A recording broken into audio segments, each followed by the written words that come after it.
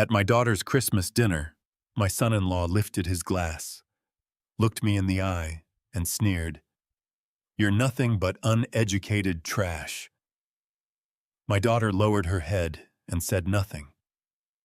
Before I could answer, her father-in-law pointed at the front door and barked, "Get out, you low-class nobody." I quietly picked up the small gift I had brought, said nothing more than, "Okay, fine," and walked out into the cold. Minutes later, sitting alone in my old car, I made a single phone call. 3 days later, their perfect world began collapsing in ways they never imagined. Your presence here means more than you know. Tell me in the comments what country or city are you joining from today. Let's see how far this community reaches. Note this story includes fictional elements for entertainment and educational purposes. Names and settings are coincidental. The message, however, is one I hope stays with you. The invitation had been Camille's idea. She called me 3 weeks before Christmas, her voice carrying that particular brightness she only used when she wanted something to sound easier than it was. "Dad just come for dinner. It's the holidays. It'll be fine." I had heard those words before, "it'll be fine," and I had learned over many years of living quietly and watching carefully that people who said that phrase the most were usually the least prepared for when things weren't. But she was my daughter. So I ironed my good shirt, the navy one I kept folded in the back of my closet for occasions that required more than I naturally offered, and I drove my 2009 Buick LeSabre up the long private road that led to the Hargrove estate in Greenwich, Connecticut. The house was something out of a magazine that I would never have subscribed to. 4 columns flanked a front entrance wide enough to park 2 cars side by side. Every window blazed with warm amber light, and a 12-foot Christmas tree was visible through the main glass panel, decorated in gold and burgundy, not a single ornament out of place. I sat in the driveway for a moment, with my engine idling, and looked down at the small wrapped box on my passenger seat, a hand-carved wooden music box I had found at a craftsman's market in Litchfield. I had thought it was beautiful. Sitting in front of this house, I suddenly wasn't sure. I carried it inside anyway. The foyer smelled of pine and expensive candle wax. A woman I did not recognize took my coat with the practiced efficiency of hired help, and I stepped into a dining room that held 14 people I barely knew. Crystal glasses caught the candlelight. The table was set with china I was fairly certain cost more than my first car. Camille spotted me from across the room. She smiled, but it was the kind of smile that sits on the surface of a face without reaching anything deeper. She wore a dark green dress and diamond earrings I had never seen before, and for a half-second I searched her eyes for the girl who used to fall asleep in the truck on the way home from my shifts, her head against the window, her hair smelling like the cheap strawberry shampoo we bought in bulk. I didn't find her. "Dad." She crossed to me and kissed my cheek. "You made it." "Said I would," I told her. Prescott Hargrove, my son-in-law, age 38, vice president of Hargrove Corp., a man who wore his confidence the way some men wear cologne too much, and in every room appeared at Camille's shoulder. He was tall, square-jawed, the kind of handsome that had probably never been told no often enough to build any real character. "Eugene." He shook my hand with 2 firm pumps, the greeting a man gives when he wants to signal dominance without saying anything outright. "Glad you could find the place. I had driven past this house 6 times in the last 2 years. I knew exactly where it was." "Wasn't too hard," I said. He turned before I could finish and steered Camille back toward the other guests, leaving me standing at the edge of the room with my wooden music box and my navy shirt that was, I noticed now, missing a button at the second from the bottom. I found a chair near the end of the table and introduced myself to the couple seated beside me. Bradford Whitfield, a broad-shouldered man in his mid-50s with silver hair and the ruddy complexion of someone who spent weekends on a sailboat, extended his hand. His wife Lorraine smiled with the careful warmth of a woman trained to be pleasant without being personal. They were Bradford explained without much prompting. Old family friends of the Hargroves' third generation Greenwich. Across the table sat Everett and Philomena Ashton, major investors in Hargrove Corp. Everett, with his reading glasses perched on his forehead, and Philomena in a fur-trimmed collar that probably cost 6 months of my old salary. Dinner began. The food was extraordinary. I ate quietly and listened. Prescott was holding court at his end of the table, his voice rising above the gentle clink of silverware with practiced ease. He told a story about a golf trip to Pebble Beach, and the table laughed on cue. He told another about a deal he had closed in London, and Everett Ashton nodded with the approval of a man whose money was tied to Prescott's continued success. Then Prescott looked down the length of the table at me. "You know," he said, his voice dropping into that register people use when they want an entire room to hear something while pretending it's a private remark. "Camille's father worked with his hands his whole life. Never really had much formal schooling. But he's very—" He paused, letting the pause do its work. "Authentic." Bradford Whitfield let out a short laugh. Lorraine pressed her lips together. Camille studied the centerpiece as though it were the most fascinating object she had ever encountered. My jaw tightened. I kept my fork moving. 30 minutes later, after the dessert plates were cleared, Prescott raised his glass and looked directly at me. There was no pretense left in his expression, no performance of politeness. His eyes were flat and certain, the way a man looks when he has decided he owns the room completely. "Here's to family," he said. Then lower aimed squarely at me, even the uneducated trash that wanders in from time to time. The table went rigid. Camille's hand moved slightly on the tablecloth, then stopped. Before I could respond, Reginald Hargrove, Prescott's father, 65 years old, a man who had built his identity on the architecture of other people's deference, pushed back his chair and stood. He pointed one thick finger toward the front door, his face darkening with something past contempt. "Get out," he said. "You don't belong here. Get out of my son's house, you low-class nobody." Every face at the table turned toward me. I looked at Camille one final time. Her eyes were fixed on her dessert spoon. She did not look up. I set my napkin on the table, stood, and picked up the small wooden music box that nobody had asked about all evening. "Okay," I said quietly. "Fine." And I walked out into the cold. The cold hit me the moment the front door closed behind me. Not the sharp, aggressive cold of a storm moving in, but the quiet, settled cold of a December night that had been waiting patiently for everyone inside to stop pretending it wasn't there. Snow had been falling for the better part of an hour, and the Hargrove driveway, a long curved expanse of imported Belgian brick, was dusted white along its edges, the center still dark where the heat of the ground held on a little longer. I stood on the top step for a moment. My coat was still inside. I had not asked for it back. My hands were shaking, but not from the temperature. I gripped the wooden music box against my chest and walked to my car. The Buick sat at the far end of the driveway, well away from the clustered Mercedes and Range Rovers, as if it too understood it did not quite belong. I got in, pulled the door shut, and sat in the dark without starting the engine.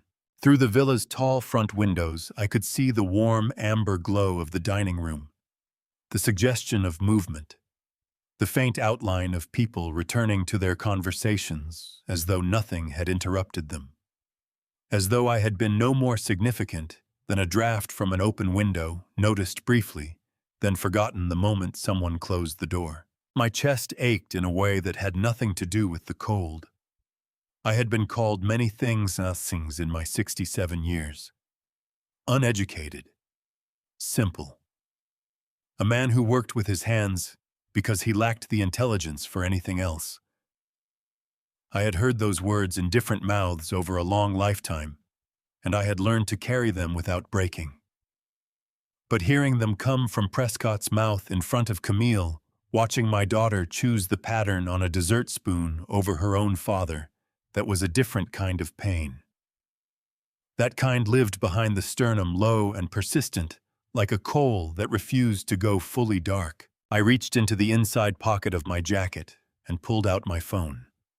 The screen lit up the interior of the car with a pale blue glow.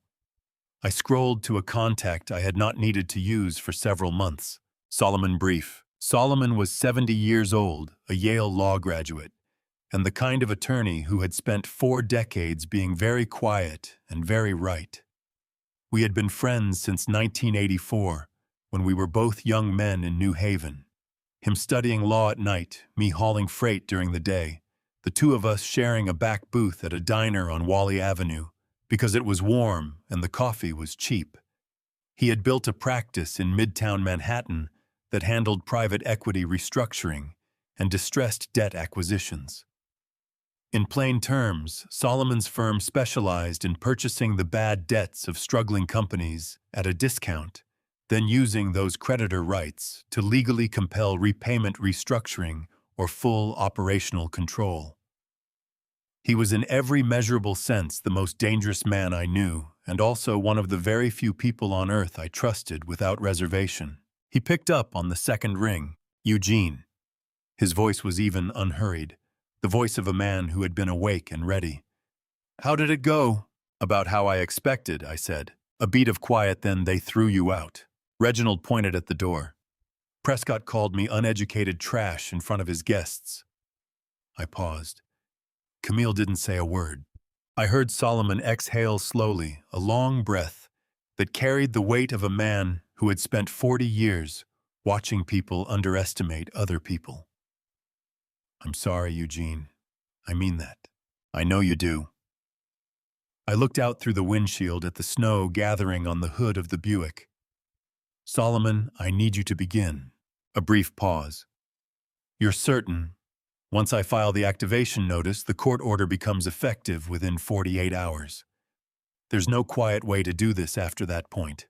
The legal mechanics behind that word belonged to a different evening 2 days earlier in Solomon's office on 6th Avenue, where all of this was first put into motion. What mattered now, sitting in that cold car outside the Hargrove estate, was the word itself. That word was simple. "Begin," I said. Solomon's voice shifted almost imperceptibly, a subtle drop in register, a sharpening of focus that I had heard exactly twice in 40 years of friendship. It meant he had moved from friend to attorney. "I'll file the emergency motion tonight.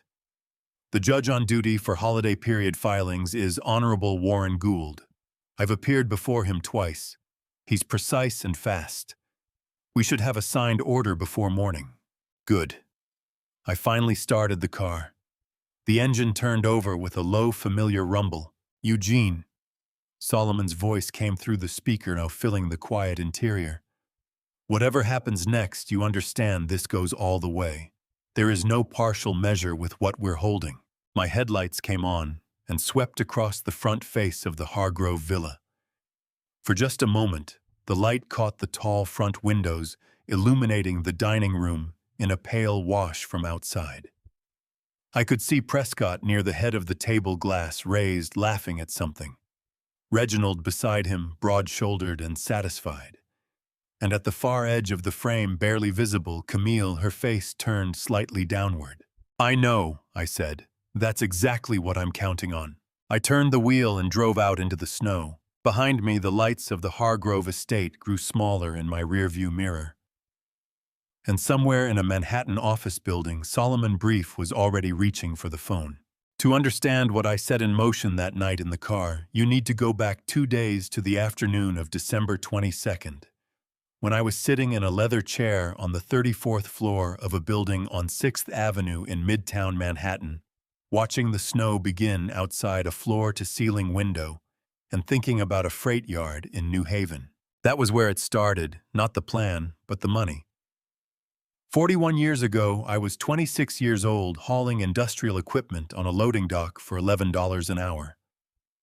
The work was honest, and it was hard, and I was good at it, but I understood from the beginning that a man who only trades his body for wages will eventually run out of body.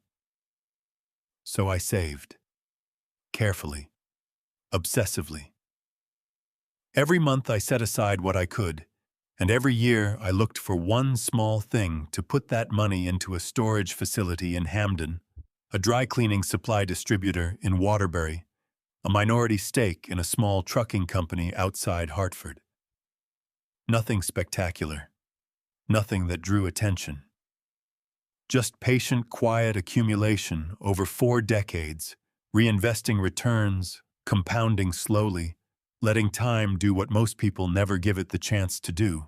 By the time Camille married Prescott Hargrove 6 years ago, Callaway Capital Partners, my private investment fund, structured as a limited liability company and registered in Delaware, held assets valued at slightly over $90 million. Nobody knew that. Not Camille, not the Hargroves, not a single person at that Christmas table. I had kept it that way deliberately because I had watched wealth do ugly things to people who knew it was coming, and I did not want my daughter to become one of them. Solomon's office was exactly what you would expect from a man who had been practicing law for 40 years and had never once felt the need to impress anyone. Floor-to-ceiling bookshelves, a desk the size of a dining table, and a single framed photograph of him and his late wife on a fishing boat in Maine. No diplomas on the wall. No ego. Just work. He was standing at the window when I arrived, hands clasped behind his back, watching the street below. "The transfer cleared this morning," he said without turning around. $43,200,000. Callaway Capital Partners is now the sole holder of Hargrove Corp's consolidated defaulted debt. I settled into the chair across from his desk and let that number sit in the air for a moment. "And the original creditors," all 3 signed. They were happy to get 60 cents on the dollar and walk away clean. Solomon finally turned from the window. His expression was composed, but his eyes carried the particular alertness of a man fully engaged. "Eugene, I want you to understand the position we're in now. Under Article 9 of the UCC, the Uniform Commercial Code, which is the federal framework governing secured lending in this country, as the new debt holder, we have legal standing to demand full repayment on the defaulted amount, request a formal audit of Hargrove Corp's financials, and petition the court to freeze the company's operating accounts if we have reasonable evidence that assets are being moved or concealed to avoid repayment. That last part is the important one." "And do we have that evidence?" I asked. Solomon walked to his desk and opened a manila folder. Inside were printed bank records, internal transfer logs, and what appeared to be a series of wire confirmations. "A source inside Hargrove Corp has been sending documents to my office anonymously for the past 6 weeks. We haven't confirmed who it is yet, but the materials are consistent and detailed. They show a pattern of funds being moved from Hargrove Corp's operating accounts into 2 offshore holding entities registered in the Cayman Islands. The amounts total approximately $9.4 million over 18 months. My stomach turned not from surprise but from the specific exhaustion of having suspected something and then being proven right. They were draining the company, systematically, Solomon said, and using the remaining assets as collateral for new loans they had no intention of repaying, including Eugene. He paused and looked at me directly.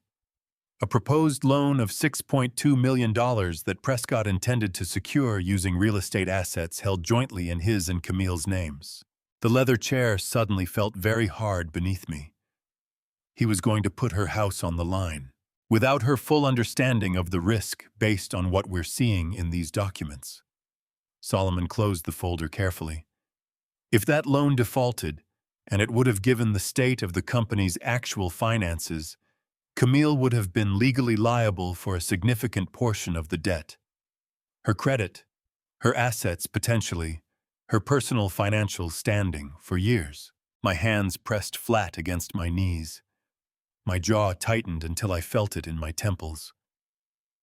I had come into this room 2 months ago thinking about protecting a principal.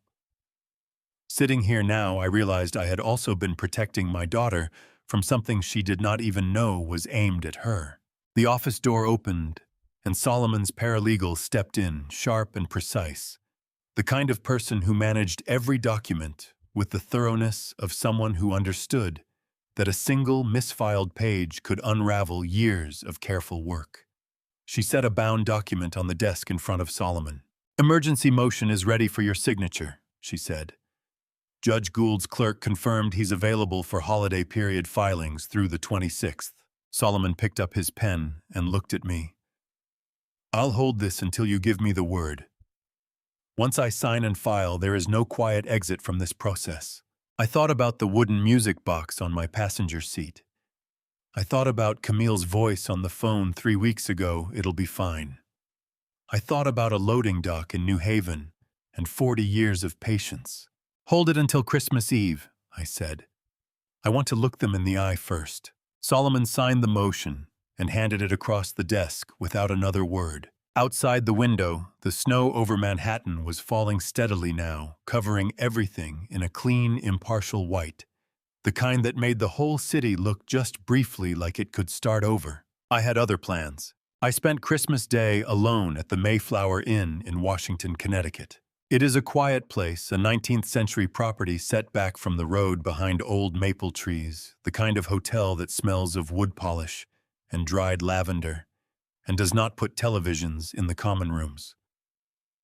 I had stayed there twice before over the years, both times when I needed to think without interruption. The staff knew me as a modest, soft-spoken guest who tipped generously and asked for nothing except strong coffee and to be left in peace. I ordered breakfast in my room on Christmas morning, sat by the window, watching the snow over the garden, and did not call anyone. Not Camille. Not Solomon. I simply sat with what had happened and let it settle the way sediment settles to the bottom of still water when you stop stirring it. By the morning of December 26th, I was ready. Solomon's office in Midtown was quieter than usual between the holidays, the building half emptied by staff, taking extended time with their families. He met me in his conference room with 2 cups of coffee and a legal pad filled with handwritten notes, and he got directly to the point, the way he always did, without preamble, without softening, because he respected me enough not to. "She came in yesterday morning," he said. "Harriet Wynne. She's been the one sending us the documents." I leaned forward. "You confirmed it." She confirmed it herself. Walked in at 9 a.m. on Christmas Day. She had learned through a mutual contact what happened at the Hargrove dinner the previous evening, and she told him that the moment she heard what happened at that Christmas dinner, she decided the time for anonymity was over. She had waited 6 weeks to see if the right person was on the other end of those documents. Christmas Eve gave her the answer. Solomon turned his legal pad to face me. Harriet Wynne, 41 years old. She worked as a senior financial analyst inside Hargrove Corp. for 4 years before she was abruptly terminated 8 months ago. No stated cause, no severance beyond the legal minimum. She filed a wrongful termination complaint with the Connecticut Department of Labor, which went nowhere because Hargrove Corp's attorneys buried it in procedural delays. Why was she really let go, I asked. Because she started asking questions about the Cayman transfers. Solomon tapped the legal pad. She noticed the discrepancies in the quarterly reconciliation reports, money going out that didn't match any legitimate vendor or operational expense. When she flagged it to the CFO, she was told it was above her clearance level. When she flagged it a second time in writing, she was terminated within 2 weeks. My coffee cup was warm in both hands, and she kept the records. She kept everything. Solomon allowed himself the smallest trace of satisfaction. Printed copies, digital backups on a personal drive, and a series of emails she sent to her own private address before her company access was revoked. Under the Federal Whistleblower Protection Act and applicable Connecticut employment statutes, which protect employees who report financial misconduct and face retaliation as a result, Harriet qualifies for full legal protection. Solomon's filing also cited relevant provisions under the False Claims Act, given that the nonprofit involved had received federal housing assistance funds. That means she cannot be sued, threatened, or retaliated against for the information she has provided. My firm filed her protection notice yesterday afternoon. I exhaled slowly. Is she frightened? Solomon set down his pen. She's one of the steadiest people I have met in a very long time. But yes, she's frightened. He looked at me carefully. Eugene, there is something else about Harriet that you need to know, and I want to tell you now rather than have it surface later. I met his eyes. Tell me. Her full name before she reverted to her birth name 8 months ago was Harriet Hargrove. Solomon let that land before he continued. She was married for 3 years to Donovan Hargrove Prescott's older brother. The marriage ended when Reginald Hargrove used his attorneys to systematically dismantle her financial standing during the divorce proceedings, leaving her with no settlement and significant legal debt.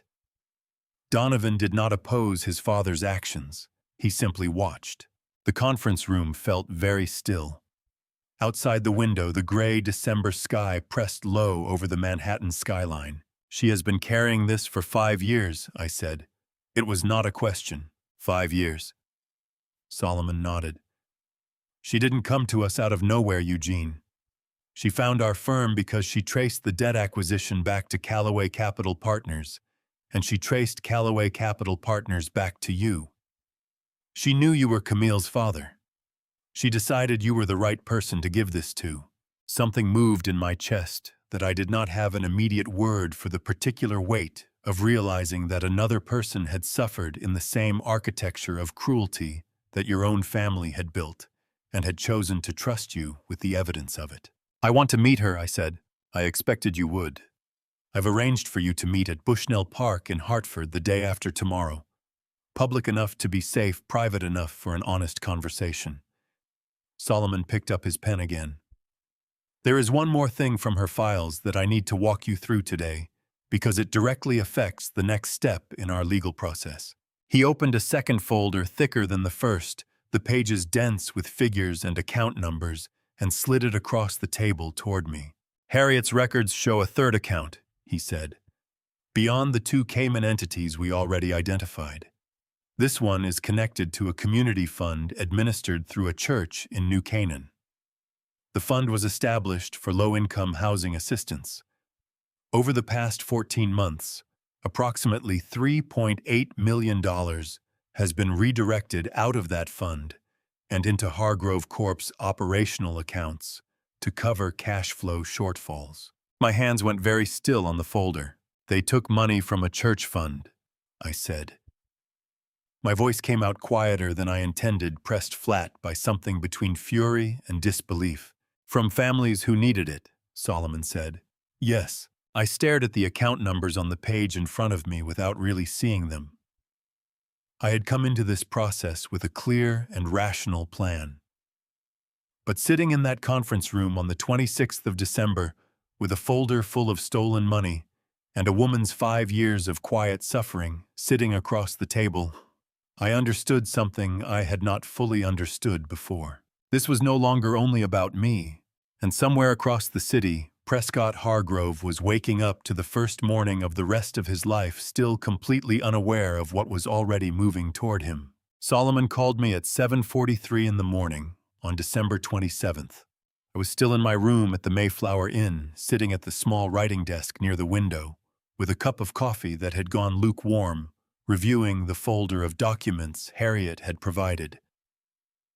When the phone rang and I saw Solomon's name on the screen, I picked up before the second ring. It happened, he said. I set the folder down. Tell me. Judge Gould signed the emergency order at 6:15 this morning. By 7 a.m., the freeze was in effect. Solomon's voice carried the measured steadiness of a man delivering news he had spent weeks preparing for. But even he could not entirely suppress the current of satisfaction running beneath it. Hargrove Corp's 3 primary operating accounts at First Northeastern Bank in Stamford are frozen as of this moment. No withdrawals, no transfers, no new debt instruments can be executed until the court lifts the order or the matter is resolved. I want to make sure that is clear because it matters enormously to everything that follows. An emergency account freeze, technically called a prejudgment attachment order under Connecticut state law, is a court-issued directive that locks a company's bank accounts in place while a legal claim is being investigated. It is not a criminal action at this stage. It is a civil creditor protection measure, meaning that I, as the legal holder of Hargrove Corp's defaulted debt, had the right to ask a judge to prevent the company from draining its accounts and leaving nothing to repay me with. Judge Gould, reviewing Solomon's motion and the supporting evidence of the Cayman transfers, agreed there was sufficient cause. The freeze was entirely lawful, precisely targeted, and effective immediately. How did they find out? I asked. The bank is required by law to notify the account holder within 2 hours of a freeze order being executed, Solomon said. Their CFO, a man named Gerald Pruitt, who has been with the company for 9 years, called Prescott's cell phone at 7:20. I have a contact at the bank who confirmed the notification went through. After that, it apparently took Prescott approximately 8 minutes to arrive at the Stamford office, which is either impressive or tells you exactly how close he lives to his own building. Despite everything, I felt the corner of my mouth move. What happened when he got there? Gerald Pruitt described it to my contact as, Solomon paused, and I could hear the faint rustle of notes, quote, the most frightened he had ever seen a man in a suit behave. He cleared his throat. Prescott apparently demanded that the bank manager be reached, directly insisted the freeze was a clerical error, and when he was told it was a court-issued order and not negotiable, he put his fist through a partition wall in the conference room. I said nothing for a moment. I looked out the window at the bare winter garden of the Mayflower Inn, the snow-covered hedges and the gray morning sky, and I breathed in slowly through my nose. Eugene. Solomon's voice shifted. He then demanded to see the creditor documentation. The name on the filing is Callaway Capital Partners, LLC. Gerald Pruitt read it to him directly. And, Pruitt said. Prescott went very quiet. Asked him to repeat it. Then asked who Callaway was. A pause. Pruitt told him it was a private investment fund. He didn't have further details on file. But Eugene Prescott is not a stupid man. He will connect that name to you. It may take him a few hours, or it may take him until tomorrow, but he will get there. I picked up my coffee cup, found it cold, and set it back down. Let him. Are you sure you want to be reachable when he does? I want to be very reachable, I said. I want him to call me. I want to hear exactly what he says when he understands who he is dealing with. Solomon took a breath. There is one more development from this morning that you need to hear. When Prescott left the Stamford office, he made 2 phone calls from the parking garage. His assistant overheard the first one. He called Reginald. What did he say? He said, Solomon read carefully from his notes. Dad, something is wrong. The accounts are locked, and I don't know who is behind it yet, but I need you to call Montgomery at the bank and fix this today. Then he apparently stopped speaking, listened for a moment, and said, No, I don't think it's the Ashtons. This is someone else. Someone I don't recognize yet. Someone I don't recognize yet. I repeated that sentence in my mind twice. There was something almost tender about it, the absolute certainty with which a man like Prescott Hargrove moved through the world, the unshakable confidence that he knew every player in every room, and the first hairline fracture in that certainty appearing on a cold December morning in a parking garage in Stamford. He had looked at me across his Christmas dinner table 2 nights ago and seen nothing worth remembering. A man in a navy shirt with a missing button carrying a wooden music box that nobody asked about. Background furniture in the story of his own success. Solomon. I said, make sure the documentation for the Cayman account transfers is filed with the court by end of day. I want the legal record complete before he figures out who I am. Already in process, Solomon said. Laura is filing the supplemental exhibits at noon. Good. I finally stood up from the writing desk and moved to the window looking out at the pale winter morning.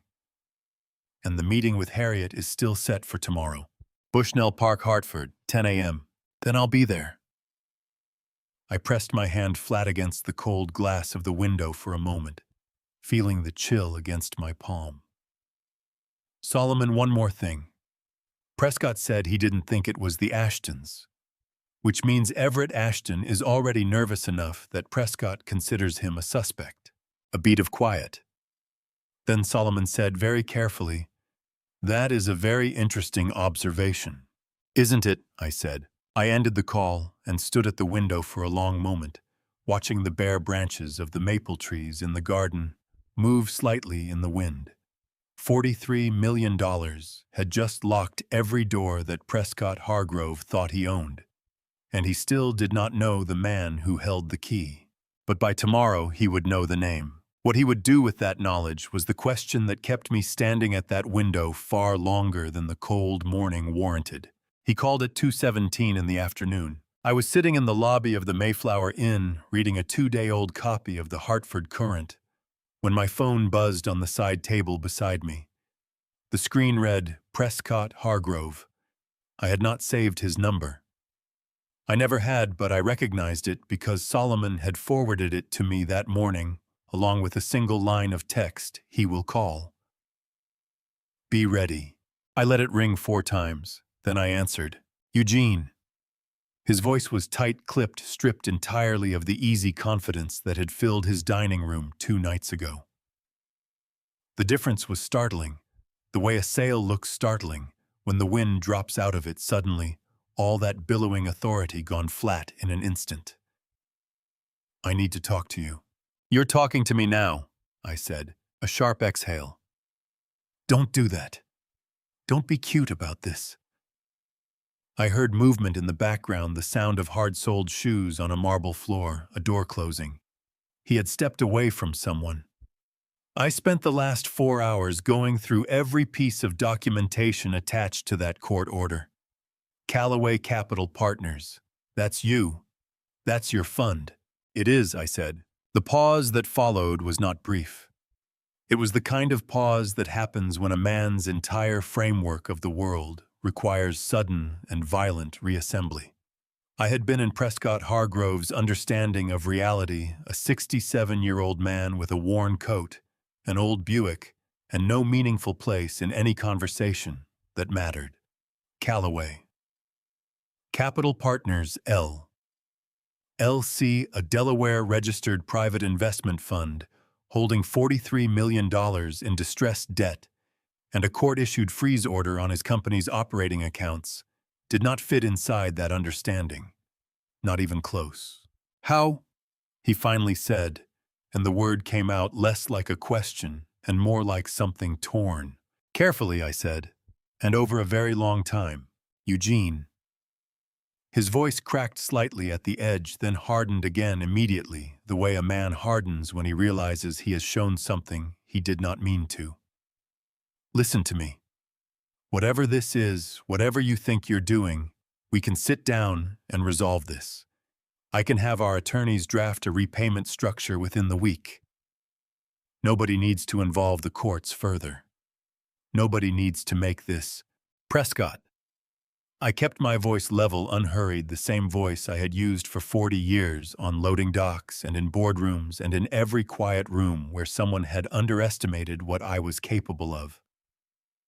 2 nights ago, you raised a glass in your dining room and called me uneducated trash. In front of your guests, your investors, and my daughter. I paused. Your father pointed at the door and told me to get out of the house. Silence pressed through the phone line like something physical. "I am not interested in a repayment structure," I said. "The court will manage that process from here." "You can't be serious." His voice climbed now, the composure fraying at the edges. "You're doing this over a dinner, over words said at a party, Eugene. That's insane. That's not how adults handle." "I'm not doing this over dinner," I said, and I let a quietness into my voice that stopped him mid-sentence. "I'm doing this because you have been using my daughter's name on legal documents to protect assets that don't belong to her, because you have been moving company funds into offshore accounts to avoid your creditors, and because a woman named Harriet Wynne lost her career for noticing what you were doing and having the integrity to say so. I let that sit for exactly 3 seconds. The dinner was simply the moment I decided to stop waiting. I heard his breathing change faster, shallower, the breathing of a man whose chest is tightening against his will. Solomon had told me earlier that afternoon what had unfolded at the Hargrove mansion before Prescott made this call. Reginald had gathered the household, Prescott Constance, and the company's personal attorney, a man named Gerald Fitch, who had been on Hargrove retainer for 20 years, in the main study to review the court documentation. Constance Hargrove, Reginald's wife of 35 years, a composed and carefully presented woman who had spent 3 decades perfecting the art of being decorative and unreadable, had sat in a wingback chair near the window and said almost nothing during the entire 2-hour meeting. Almost nothing. But according to Fitch's assistant, who had reasons of her own to be forthcoming with Solomon's office, Constance had asked one very specific question when the name Callaway Capital Partners appeared on the freeze order. She had asked, "How much does he know? Not who is this person? Not how do we fight this?"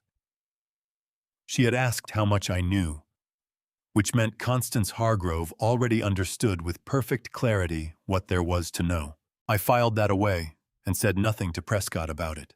"This is not over," Prescott said into the phone. His voice had dropped to something low and controlled, which told me the panic had passed its first peak, and he was now calculating. A calculating Prescott was more dangerous than a panicking one, and I respected that enough to note it.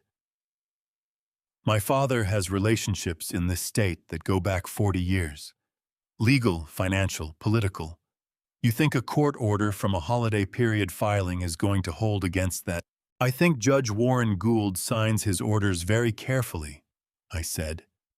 And I think $43 million in documented defaulted debt, combined with $9.4 million in verified offshore transfers, is going to hold just fine. Another silence. Then very quietly, "Where did you get those numbers?" "Good night, Prescott," I said, and I ended the call. I set the phone face down on the side table and looked out through the lobby windows at the darkening afternoon, the sky going the deep pewter gray of a New England winter evening.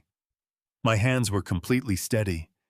My heart rate, as best I could tell, had not moved. Somewhere across the state, in a mansion in Greenwich, a family was beginning to understand that the man they had dismissed as furniture was the one holding the deed. And in a wingback chair by a window, a woman named Constance Hargrove was asking questions that told me she was not going to wait for her husband to save her. Bushnell Park in Hartford is beautiful in summer, all open lawns and carousel music, and children running between the old elm trees. In late December, it is something else entirely, spare and stripped back. The trees bare, the fountain turned off for winter, the paths dusted with the kind of granular frost that crunches faintly under your shoes and makes every footstep feel deliberate. I arrived 10 minutes early and sat on a bench near the carousel pavilion, with my coat buttoned to the collar and my hands wrapped around a paper cup of coffee I had picked up on the way. The park was nearly empty. A woman walked a dog along the far path. 2 joggers passed without looking up. The sky above Hartford was the pale, washed-out white of a winter morning that had not decided yet whether to give more snow. Harriet Wynne arrived exactly at 10. She was not what I had constructed in my mind from Solomon's description.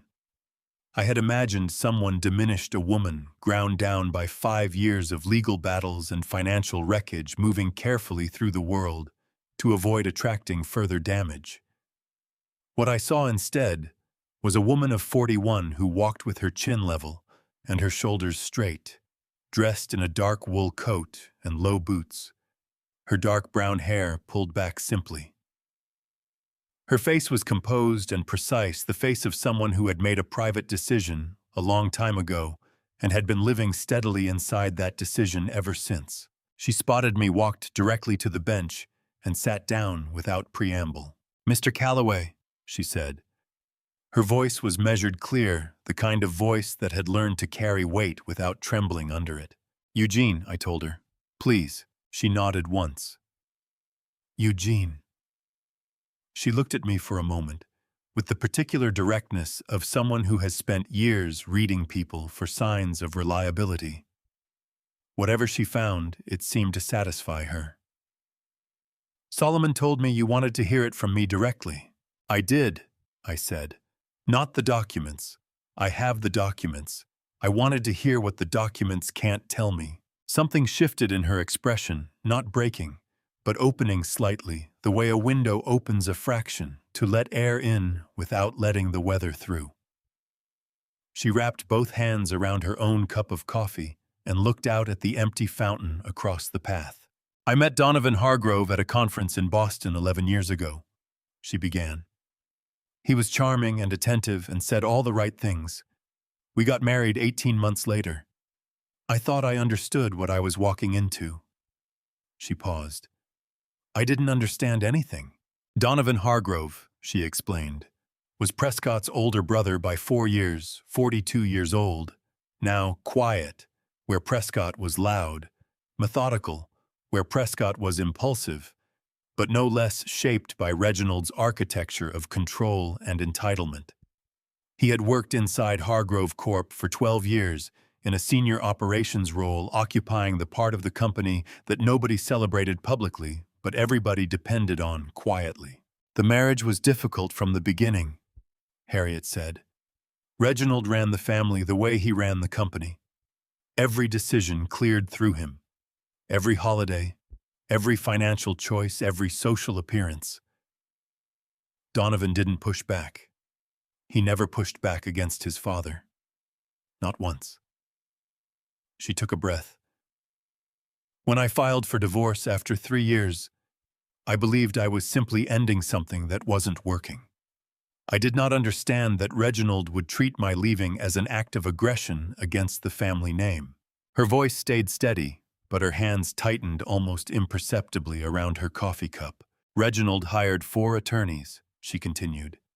"They challenged every asset disputed, every financial record from our marriage, and filed 3 separate motions designed not to win in court, but to exhaust my resources before anything reached a judge. My own attorney told me after 14 months that I had 2 choices: accept nothing and keep fighting until I was personally bankrupt, or accept their settlement offer, which was—" She stopped, and for the first time something moved behind her eyes that she did not entirely control. "Nothing. No share of marital assets, no legal fee recovery, nothing. Because by that point I had nothing left to fight with. And Donovan," I said carefully, "during all of that." She looked at me directly. "He sent me an email. One email after the settlement was signed. It said, 'I hope you find peace. This was the right outcome for everyone.'" Her jaw tightened. "He meant for everyone in the Hargrove family." I felt something move through my chest, a slow, deep anger, the kind that does not flare and burn, but rather settles in and stays heavy and permanent. I thought about my daughter. I thought about what Camille had chosen, or thought she was choosing when she married into that family. I thought about what she had not been told. "You took the job at Hargrove Corp after the divorce," I said. 8 months after. Under my birth name. Hargrove Corp is a large enough company that not everyone knows everyone, and I had changed my appearance enough. A small dry turn of her mouth that was not quite a smile, that the people who might have recognized me didn't. I told myself I was simply taking a job that used my skills. That was partly true. She met my eyes. The other part was that I needed to understand what I had been destroyed to protect. And when I found it, when I found what they were actually doing with the company's money, I understood that what happened to me was not personal spite. It was pattern. Anyone who got too close to the truth got removed. So you started sending documents to Solomon? To Solomon's firm, yes. I didn't know who was on the other end. I only knew the firm had a reputation for distressed debt work and financial litigation, and that if someone was going to use those documents effectively, it would require that specific kind of legal expertise. She looked at me steadily. I didn't know about you, Eugene. Not until Solomon told me who his client was, and then I understood why it had to be you. I looked at her for a long moment. The frost on the path between us caught the pale winter light, and somewhere behind the bare trees a bird called once and went quiet. Harriet, I said, what they did to you, the divorce, the attorneys, all of it, that is going to be part of the record. Solomon will make sure of it. For the first time, her composure cracked, not dramatically, not with tears, but with the slight involuntary tremor of a person who has been carrying something very heavy for a very long time, and has just been offered for the first time the possibility of setting it down. Thank you, she said. Her voice was barely above the sound of the frost under our shoes. We sat for a while longer in the quiet park, two people who had been damaged by the same family in different ways, watching the pale winter sky over Hartford hold its breath. I did not yet know that by the time we stood up from that bench, Reginald Hargrove had already decided on his next move, and it would be the worst decision he had ever made. Solomon called me as I was driving back from Hartford. Reginald Hargrove wants a meeting, he said. Today. He contacted Gerald Fitch, the family's personal attorney. 20-year retainer, handles everything from estate planning to the kind of quiet legal work that doesn't get filed in public record. And Fitch reached out to my office an hour ago requesting an emergency sit-down. Reginald wants to come to you. He's proposing the Mayflower Inn. I kept both hands on the wheel and watched the winter road unspool ahead of me through the bare Connecticut countryside. He found out where I'm staying, in Pone. He has resources, Solomon said simply. Do you want to take the meeting? I thought about it for exactly 4 seconds. Yes. Tell Fitch 3 o'clock. My terms, Reginald comes alone. No Prescott. Fitch can attend as his counsel, but he does not speak unless I ask him a direct question. Solomon paused. Eugene, you understand that anything said in this meeting... I'm not negotiating, I said. I want to look at him. There's a difference. There was a brief quiet on the line. Then Solomon said, I'll be there at 2:30. Don't start without me. They arrived at 3 o'clock precisely, which told me Reginald Hargrove was the kind of man who understood that arriving late to a meeting you requested is a sign of weakness you cannot afford. I was seated in a small private sitting room off the main lobby that the inn manager, a courteous man named Walter Foss, who had arranged it without asking unnecessary questions, had set aside for us.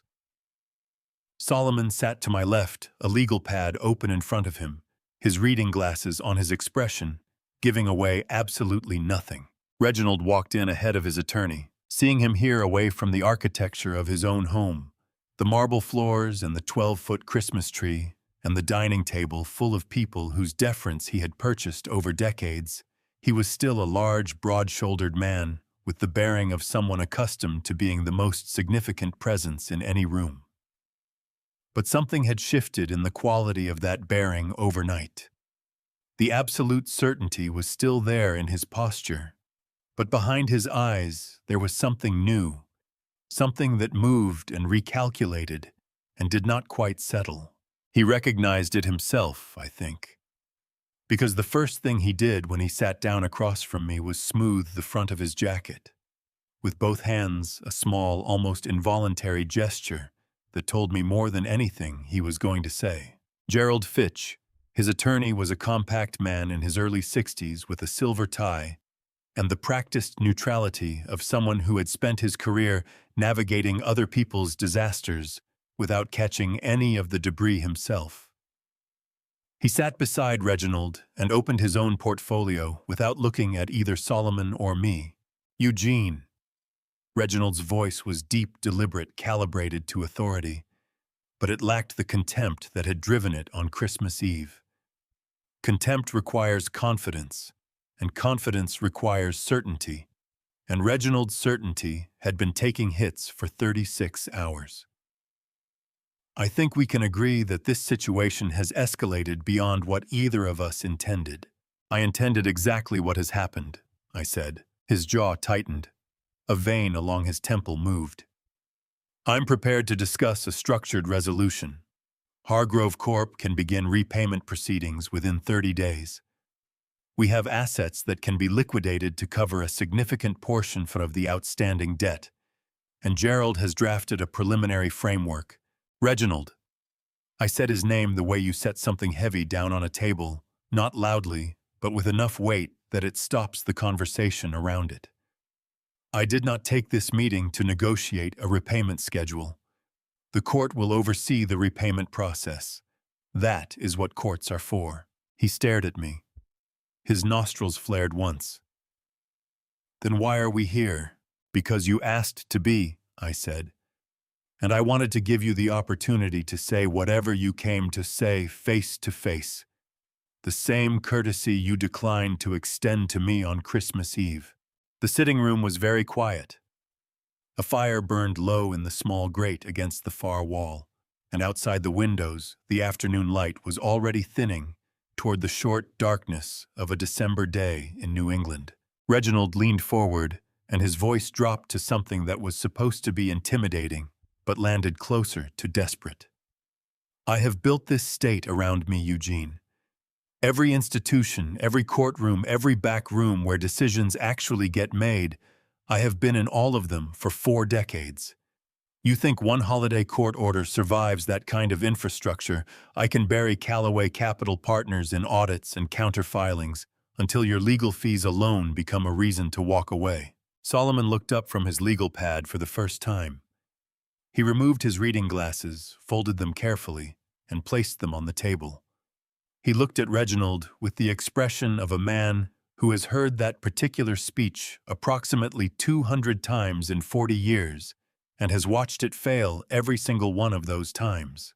Mr. Hargrove, Solomon said, his voice carrying the quiet authority of someone who does not need volume to be heard.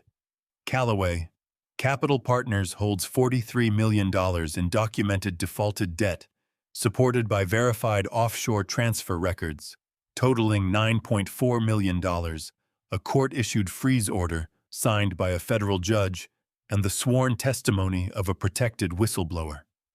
A counter-filing strategy against that evidentiary foundation would require your attorneys to work very hard for a very long time to accomplish very little. He paused. But you are welcome to try. Reginald sat back. His hands, I noticed, were pressed flat against his thighs, the posture of a man physically restraining his own reaction. Gerald Fitch leaned toward his client and murmured something. Reginald gave a short, sharp shake of his head. Then he looked at me.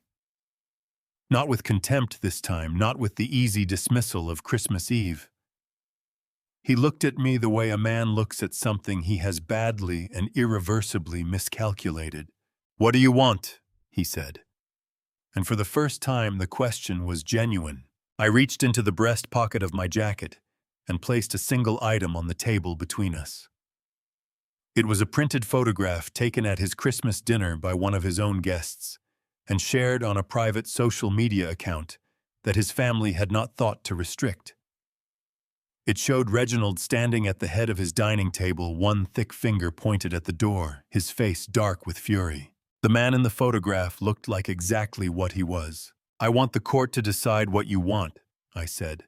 "I'll see you there." I stood. Solomon rose beside me. Gerald Fitch was already reaching for his phone. Reginald did not move.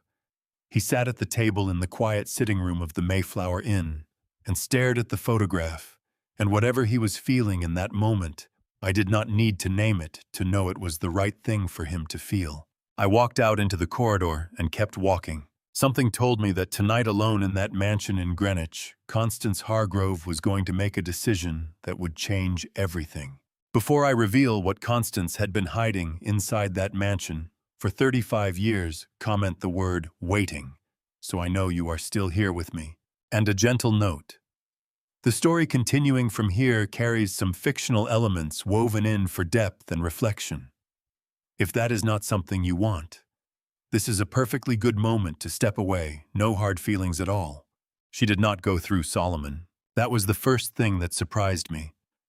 I had half expected Constance Hargrove to make contact through attorneys carefully formally, with enough legal insulation between herself and the act of reaching out that it could never be characterized as voluntary cooperation. Instead, at 8:14 on the morning of December 29th, my personal cell phone rang with a number I did not recognize, and when I answered, her voice came through with the unhurried precision of a woman who had rehearsed what she was going to say and had decided at the last moment to discard the rehearsal entirely. "Mr. Calloway," she said, "this is Constance Hargrove. I would like to meet with you today, without attorneys, without Reginald knowing." I stood very still in the middle of my hotel room. Outside the window, the morning was gray and dense, the kind of winter sky that presses down close to the earth and makes the world feel smaller than it is. "How did you get this number?" I asked. "My husband had your contact information pulled 2 days ago," she said. "He left the file on his desk. He does not know I looked at it." A pause. "He does not notice many things I do, Mr. Calloway. He never has." I told her I would meet her. She suggested a small cafe in New Canaan, a town 15 minutes from Greenwich, far enough from the Hargrove social circle to be safe close enough that she could be there and back before Reginald asked any questions. I called Solomon immediately after and told him what was happening. He told me to go to keep my phone recording and to let her lead the conversation. "Do not offer her anything," he said. "Not immunity, not protection, not promises of any kind. Only listen. Whatever she gives you, she has to give freely." The cafe was quiet at mid-morning. 2 other tables occupied by people absorbed in laptops and their own concerns. Constance was already seated when I arrived. Up close, away from the formal staging of the Christmas dinner, she was a striking woman, 62 years old, silver-haired, dressed with the understated precision of someone for whom appearance had always been a form of armor. But her hands wrapped around a ceramic mug on the table told a different story. Her knuckles were white. "Thank you for coming," she said. "Thank you for calling," I said, and sat down across from her. She looked at me for a long moment. Her eyes were a pale, clear gray, and they carried in them the particular exhaustion of a person who has been performing a role for so long that they have almost forgotten there was ever anything underneath it. "I have been married to Reginald Hargrove for 35 years, she began. Her voice was controlled, but the control had a cost I could hear in every word. "In that time, I have watched him build something that looked from the outside like a family. A successful one. A respectable one." She looked down at her mug. "From the inside, it was a set of arrangements. Everything was arranged, what we said in public, what we did not say in private, who was brought close and who was removed when they became inconvenient." "Harriet Wynne," I said quietly. Her jaw tightened. "Among others, yes." She looked up. I liked Harriet. She was honest and capable, and she made Donovan better when she was around him. When Reginald decided she needed to be removed from the family because she asked too many questions and because she was too independent to be managed, I said nothing. Her voice dropped. "That is something I will carry for the rest of my life." I did not rush her. The cafe was warm and smelled of coffee and something baking in the back, and outside the window, New Canaan moved quietly through its morning as though the world were entirely ordinary. "The Cayman accounts," Constance said. "I have the access credentials for both entities. Not because Reginald gave them to me, he would never do that. But because 11 years ago I hired a private financial consultant to review our personal estate planning, and in the course of that review I became aware of the account structures Reginald had established. I wrote down what I found." She reached into her coat and placed a small sealed envelope on the table. "Everything is in there. Account numbers, access credentials, transaction summaries going back 9 years. 2 offshore entities registered in the Cayman Islands under shell company names, Westgate Holdings, LLC, and Meridian Asset Trust. Combined current balance as of last month is approximately $11.3 million. My breath moved slowly through my chest. 9.4 million in transfers we had already documented. 11.3 million sitting in offshore accounts. The numbers told a story of systematic and deliberate financial fraud spanning nearly a decade.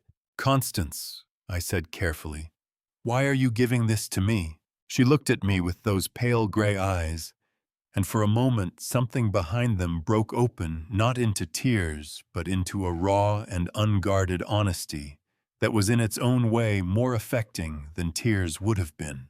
"Because I watched what happened at that dinner table," she said. "I watched Prescott call you what he called you, and I watched my husband point at the door and throw you out of your own daughter's home." Her voice did not waver, but it thinned at the edges.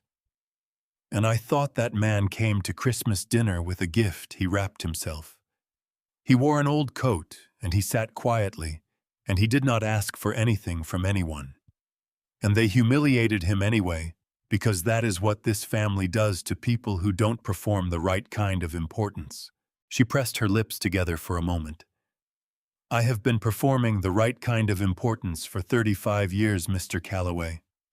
I am very tired." I looked at the envelope on the table between us. Under U.S. federal law, a cooperating witness who voluntarily provides evidence of financial crimes, particularly when that cooperation precedes any formal charges being filed, is eligible to negotiate a cooperation agreement with federal prosecutors that can substantially reduce or eliminate personal criminal liability.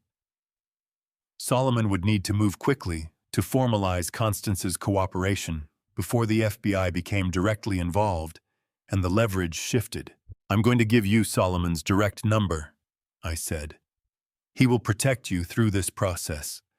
But you need to call him today, Constance. Not tomorrow. Today." She nodded once, a single firm movement. Then she picked up her mug and took a long, slow sip of coffee. Her knuckles, I noticed, were no longer white. "There is one more thing," she said. She set the mug down and looked at me steadily. "The church fund. The $3.8 million from Pastor Rhodes's community housing account. That was Prescott's idea, not Reginald's." She held my gaze. "Reginald knew. He approved it. But it was Prescott who identified the account, Prescott who structured the transfer, and Prescott who told the pastor it was a temporary administrative reallocation that would be reversed within 90 days. She paused. "It has been 14 months. The warmth of the cafe suddenly felt very far away. 14 months. Families in New Canaan who had applied for housing assistance and been told there were no funds available. People who had needed help and had been turned away because that money was sitting in Hargrove Corp's operating accounts, keeping Prescott's failing company breathing a little longer." I picked up the envelope and placed it carefully in my inside jacket pocket. "Thank you," I said, and I meant it in a way that went beyond the evidence she had just handed me. She nodded again and looked out the cafe window at the quiet New Canaan street, and I had the sense that she was seeing it differently than she had an hour ago, the way a room looks different when you finally open a window that has been painted shut for 35 years. I left her there, with her coffee, and walked out into the cold, my hand pressed against the inside of my jacket, where the envelope sat. Tomorrow, Pastor Calvin Rhodes was going to learn where his congregation's money had gone. Grace Fellowship Church sat on a quiet road in New Canaan, behind a row of old white oaks, a modest red brick building, with a simple wooden cross above the entrance, and a hand-painted sign near the parking lot that read, "All are welcome here." It was the kind of church that meant that sentence not as marketing, but as a daily operational fact. Grace Fellowship ran 4 active community programs, a food pantry, an after-school tutoring center, a winter coat drive, and a low-income housing assistance fund that helped working families in Fairfield County cover deposits and first-month rent when they had nowhere else to turn. That last program was the one Prescott had gutted. I arrived at 9 in the morning with Solomon beside me and FBI Special Agent Alistair Pemberton half a step behind.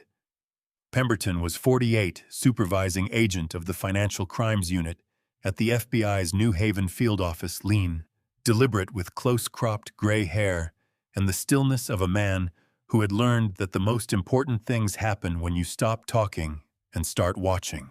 Pastor Calvin Rhodes met us at the side entrance. He was 60 years old, broad-faced, warm-eyed, with hands that looked like they had done genuine physical work before he found his calling. He had been told only that this meeting concerned the Community Housing Fund. He did not yet know what had happened to it.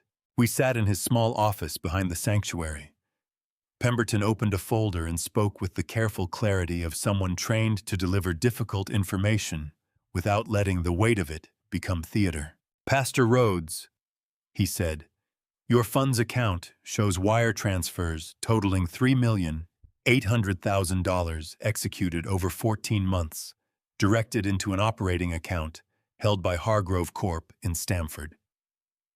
These transfers were authorized using credentials belonging to your board member, Lawrence Greer, who also served as an outside consultant to Hargrove Corp." The color left Pastor Rhodes's face slowly, like light leaving a room as a cloud moves across the sun. His hands moved from his knees to grip the edge of the table.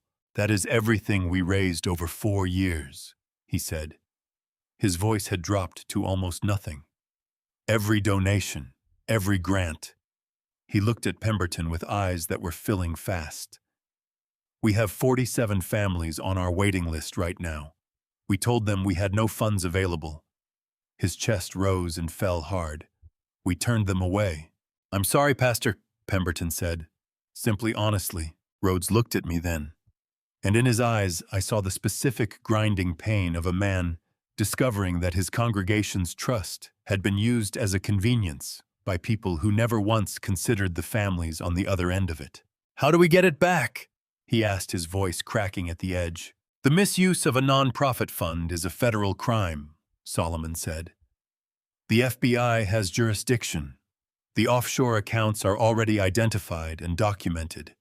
Recovery proceedings move alongside the criminal case." Rhodes absorbed this. He sat for a long moment with his large hands flat on the table, staring at a child's drawing of a church pinned to his wall. Then something in his expression hardened into quiet, unshakable resolve. "Tell me what you need from me," he said. "Financial records for the past 2 years," Pemberton said. "A formal statement from you and your board. We handle everything else.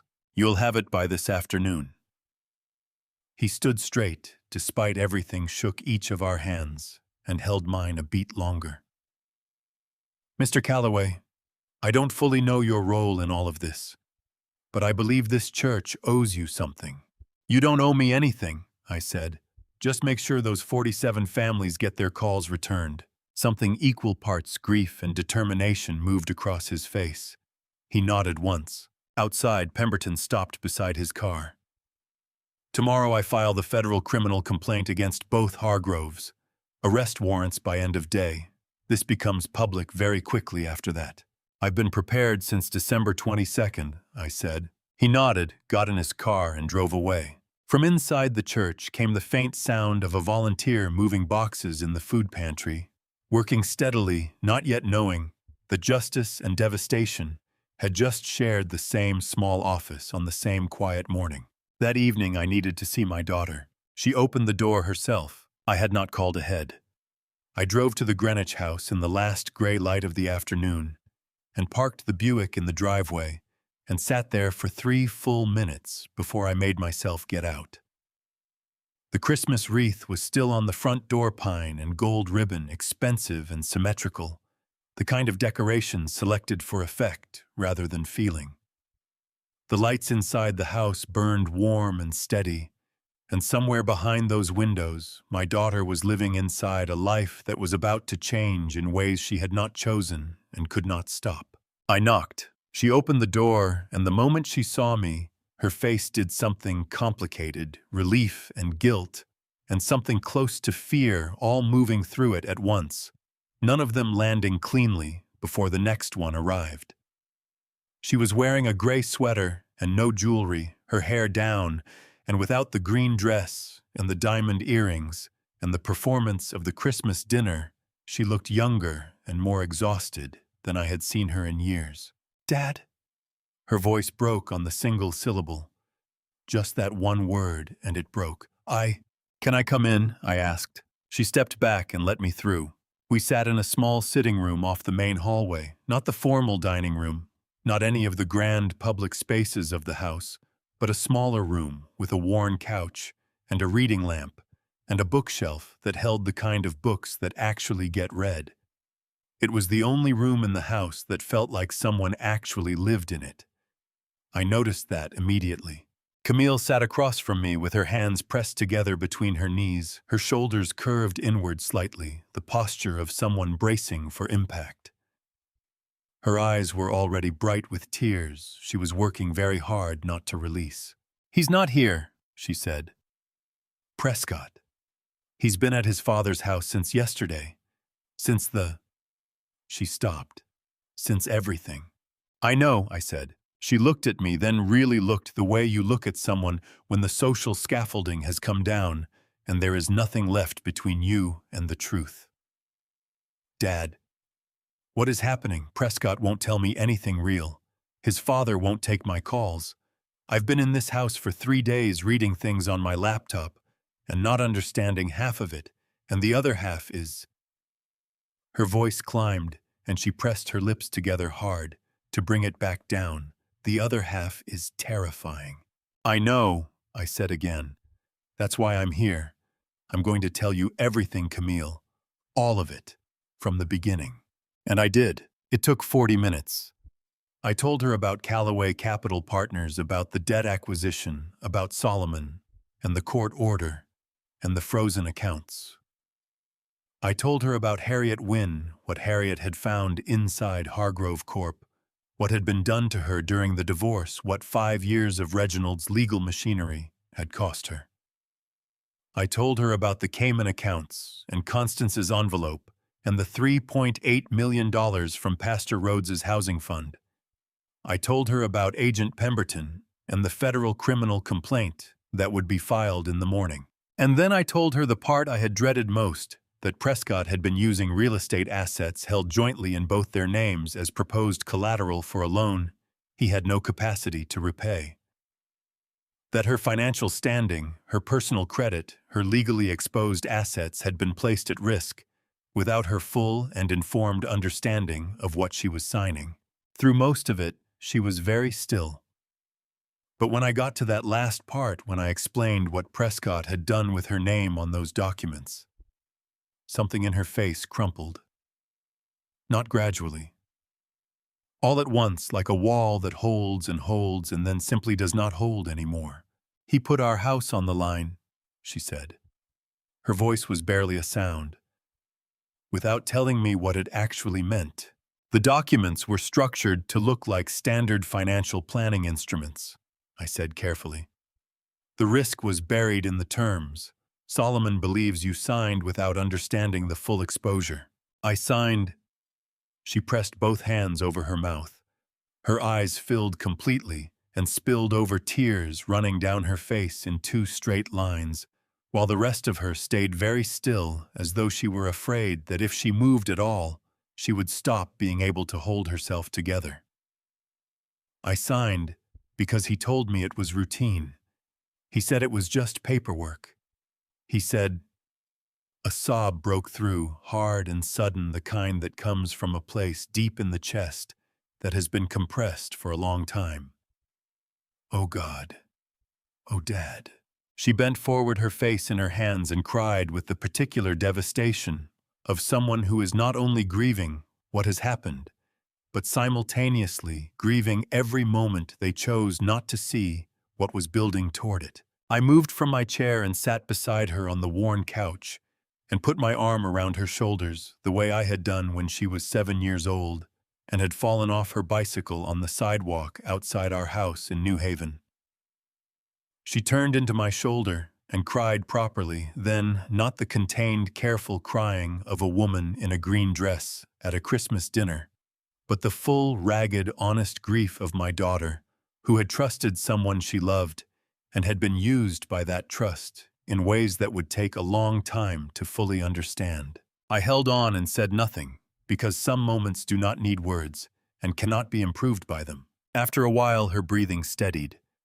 She sat up and wiped her face with the sleeve of her gray sweater and looked at me with eyes that were swollen and raw, and underneath all of that beginning to clear. "You knew," she said. "Before Christmas. You already knew what he was doing." "I knew enough," I said. "I needed to know all of it before I moved." She looked at her hands in her lap. "And at the dinner when they said those things to you." "I needed to look at them," I said. "I needed to see exactly who they were one more time before the process started. I needed to be certain." She was quiet for a moment. Then she lifted her face and looked at me with an expression I had not seen from her in years, not the careful, managed expression of the woman she had become in this house, but something older and more fundamental. The look of my daughter, who at 6 years old used to climb into my truck after school and tell me everything about her day before I had even started the engine. "Dad," she said, and her voice cracked again, but differently. This time not with grief, but with something that was trying very hard to become courage. "What do I do now?" I reached into my jacket pocket and placed Solomon's business card on the couch between us. "You call him first thing tomorrow morning, before Prescott comes back, before Reginald's attorneys can reach you." I looked at her steadily. "Solomon will protect your interests separately from everyone else in this. You are not liable for what Prescott did, Camille, but you need your own legal representation before tomorrow afternoon." She picked up the card and held it in both hands, as though it were something fragile. "Are you going to be okay?" I asked. She looked at me, and despite the swollen eyes and the tear-streaked face and the weight of everything pressing down on this quiet room, she straightened her spine by a fraction of an inch. "I don't know yet," she said honestly, "but I think I will be." That was enough. That was more than enough. I stayed another hour, and we talked not about lawyers or court orders or offshore accounts, but about small things, real things. About the music box I had brought to Christmas dinner that nobody had asked about. She asked me to describe it, and I did, and she listened with her whole face the way she used to listen when she was small, and the world was still a place where her father's voice could make things make sense. When I left, she walked me to the door and hugged me on the front step, tight, unself-conscious, real. "I'm sorry," she whispered against my shoulder, "for not saying anything that night." "I know," I said. "We'll get there, Camille." I walked back to the Buick in the dark. Behind me, I heard the front door close softly. Above the Greenwich rooftops, the winter sky was dense with cloud. No stars visible, the world pressed close and dark and very quiet. By morning, everything would be different. Before I tell you exactly what happened on the morning of New Year's Eve, comment 12 below, so I know who is still writing this out with me. Please note, portions of this story include fictional details crafted to bring the message to life. If you would prefer to stop here, the door is open, but for those staying, what comes next will be worth every second.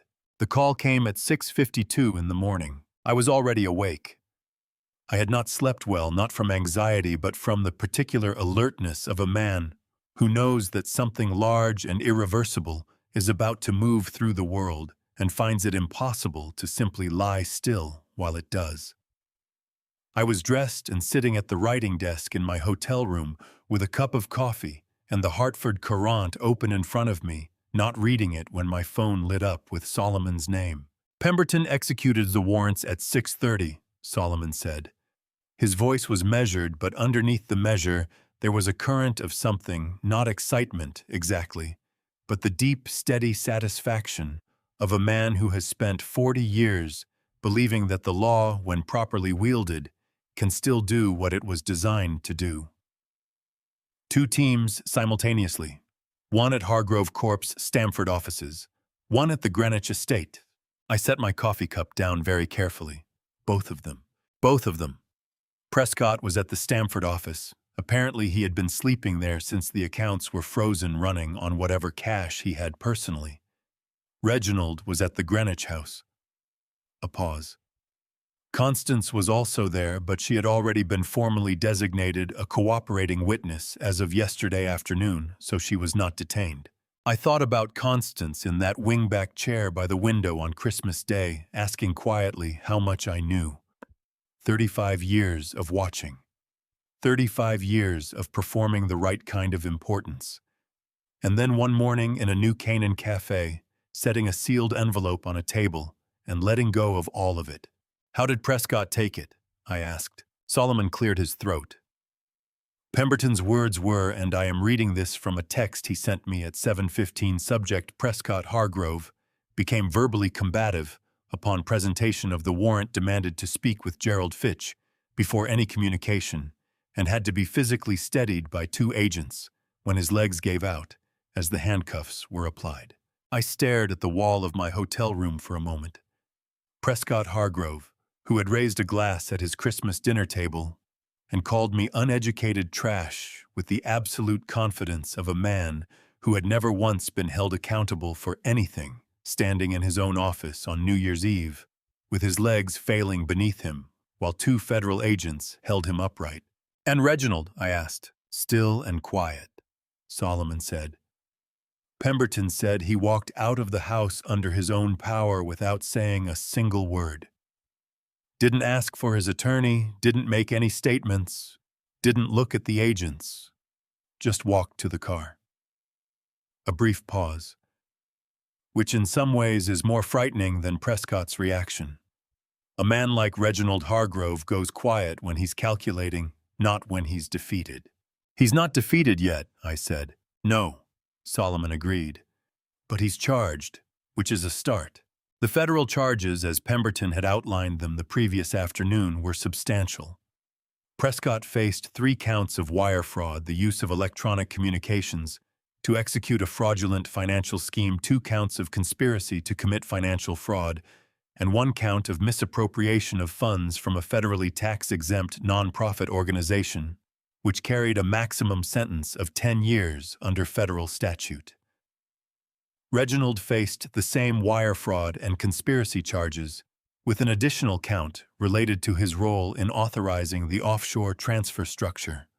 Lawrence Greer, the board member who had used his signatory access to redirect the church fund, had been contacted by Pemberton's team the previous evening and had, according to Solomon, cooperated immediately and completely, providing a full written statement before midnight. My phone buzzed with a second call while Solomon was still speaking. I recognized Pemberton's number. "Agent Pemberton is calling me now," I told Solomon. "I'll call you back." I switched lines. "Mr. Calloway." Pemberton's voice was brisk and professional, but underneath it ran the particular energy of a man in the middle of a significant mourning. "I wanted to update you directly.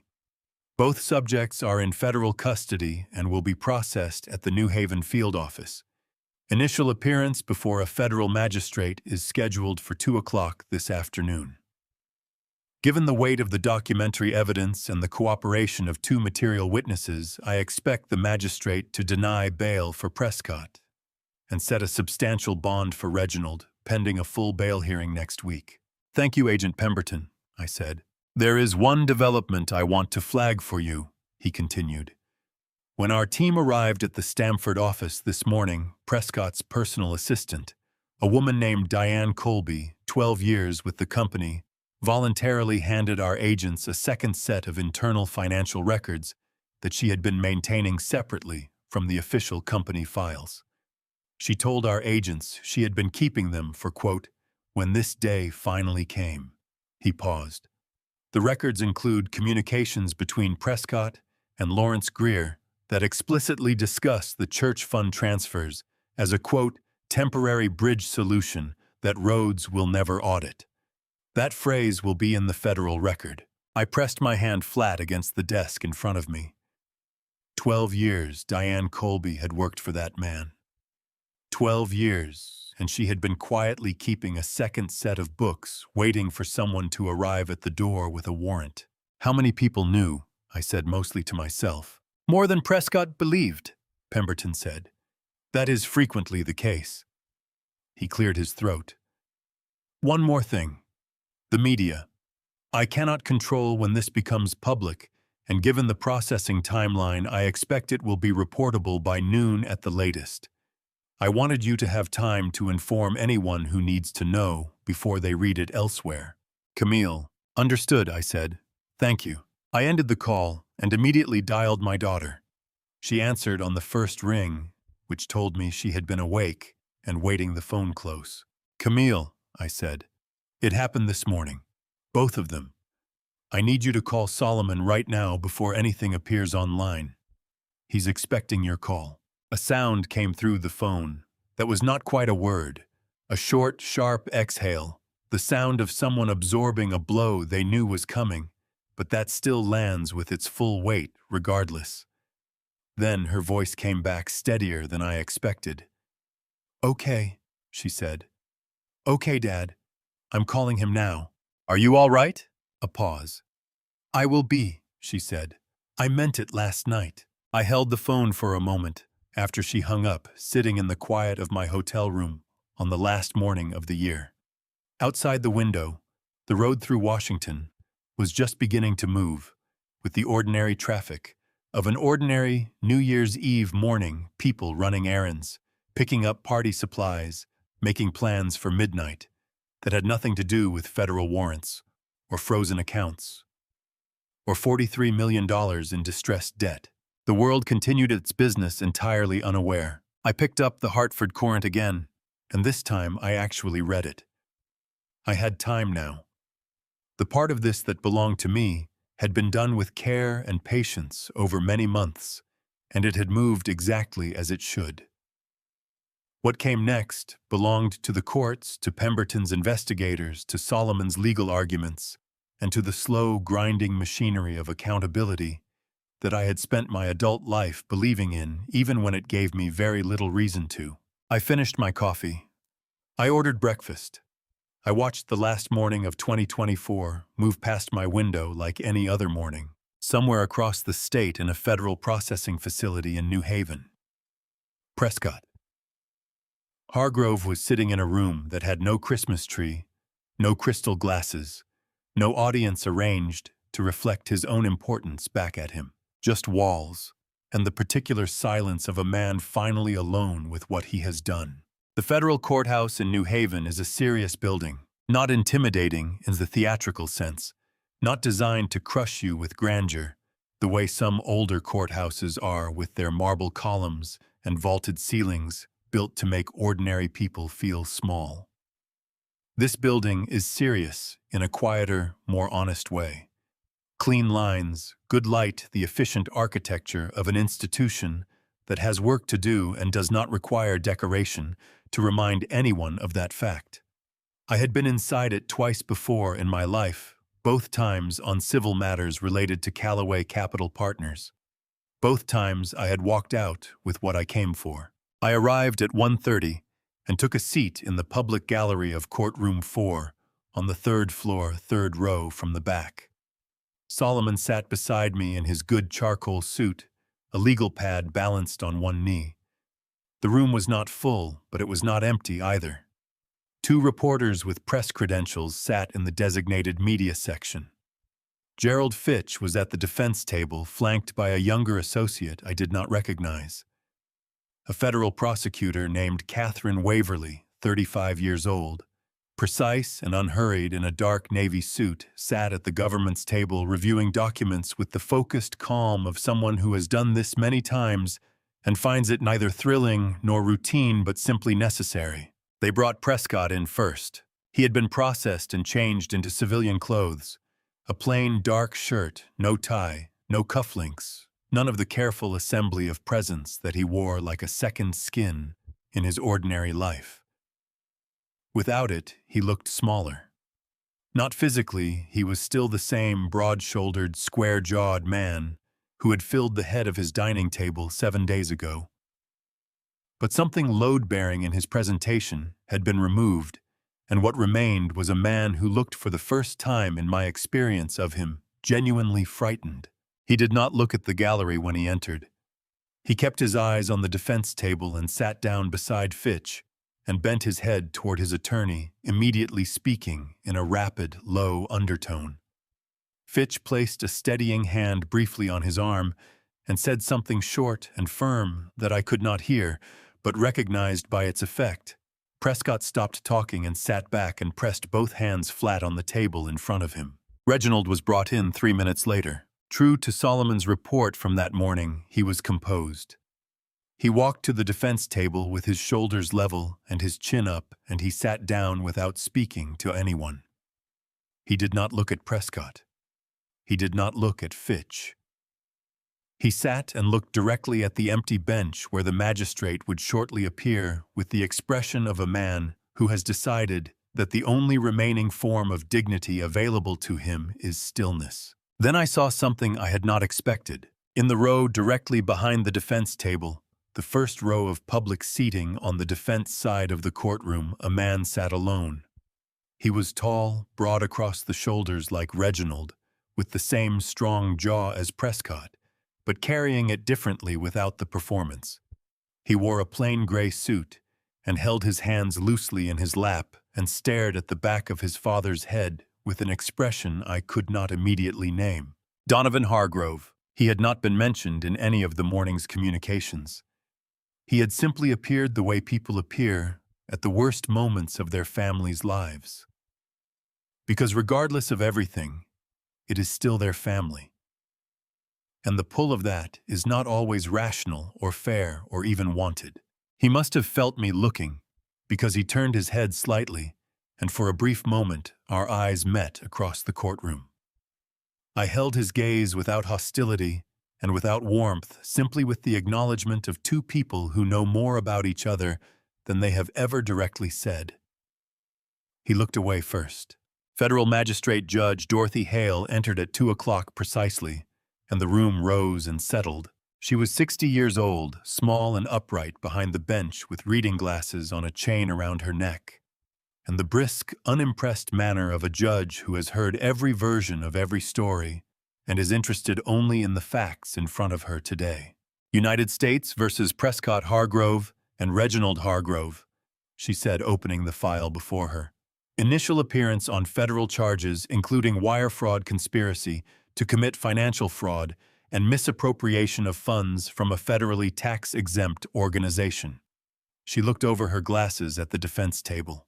Counsel, your clients have reviewed the charges. They have, Your Honor, Fitch said. Mr. Hargrove. She looked at Prescott.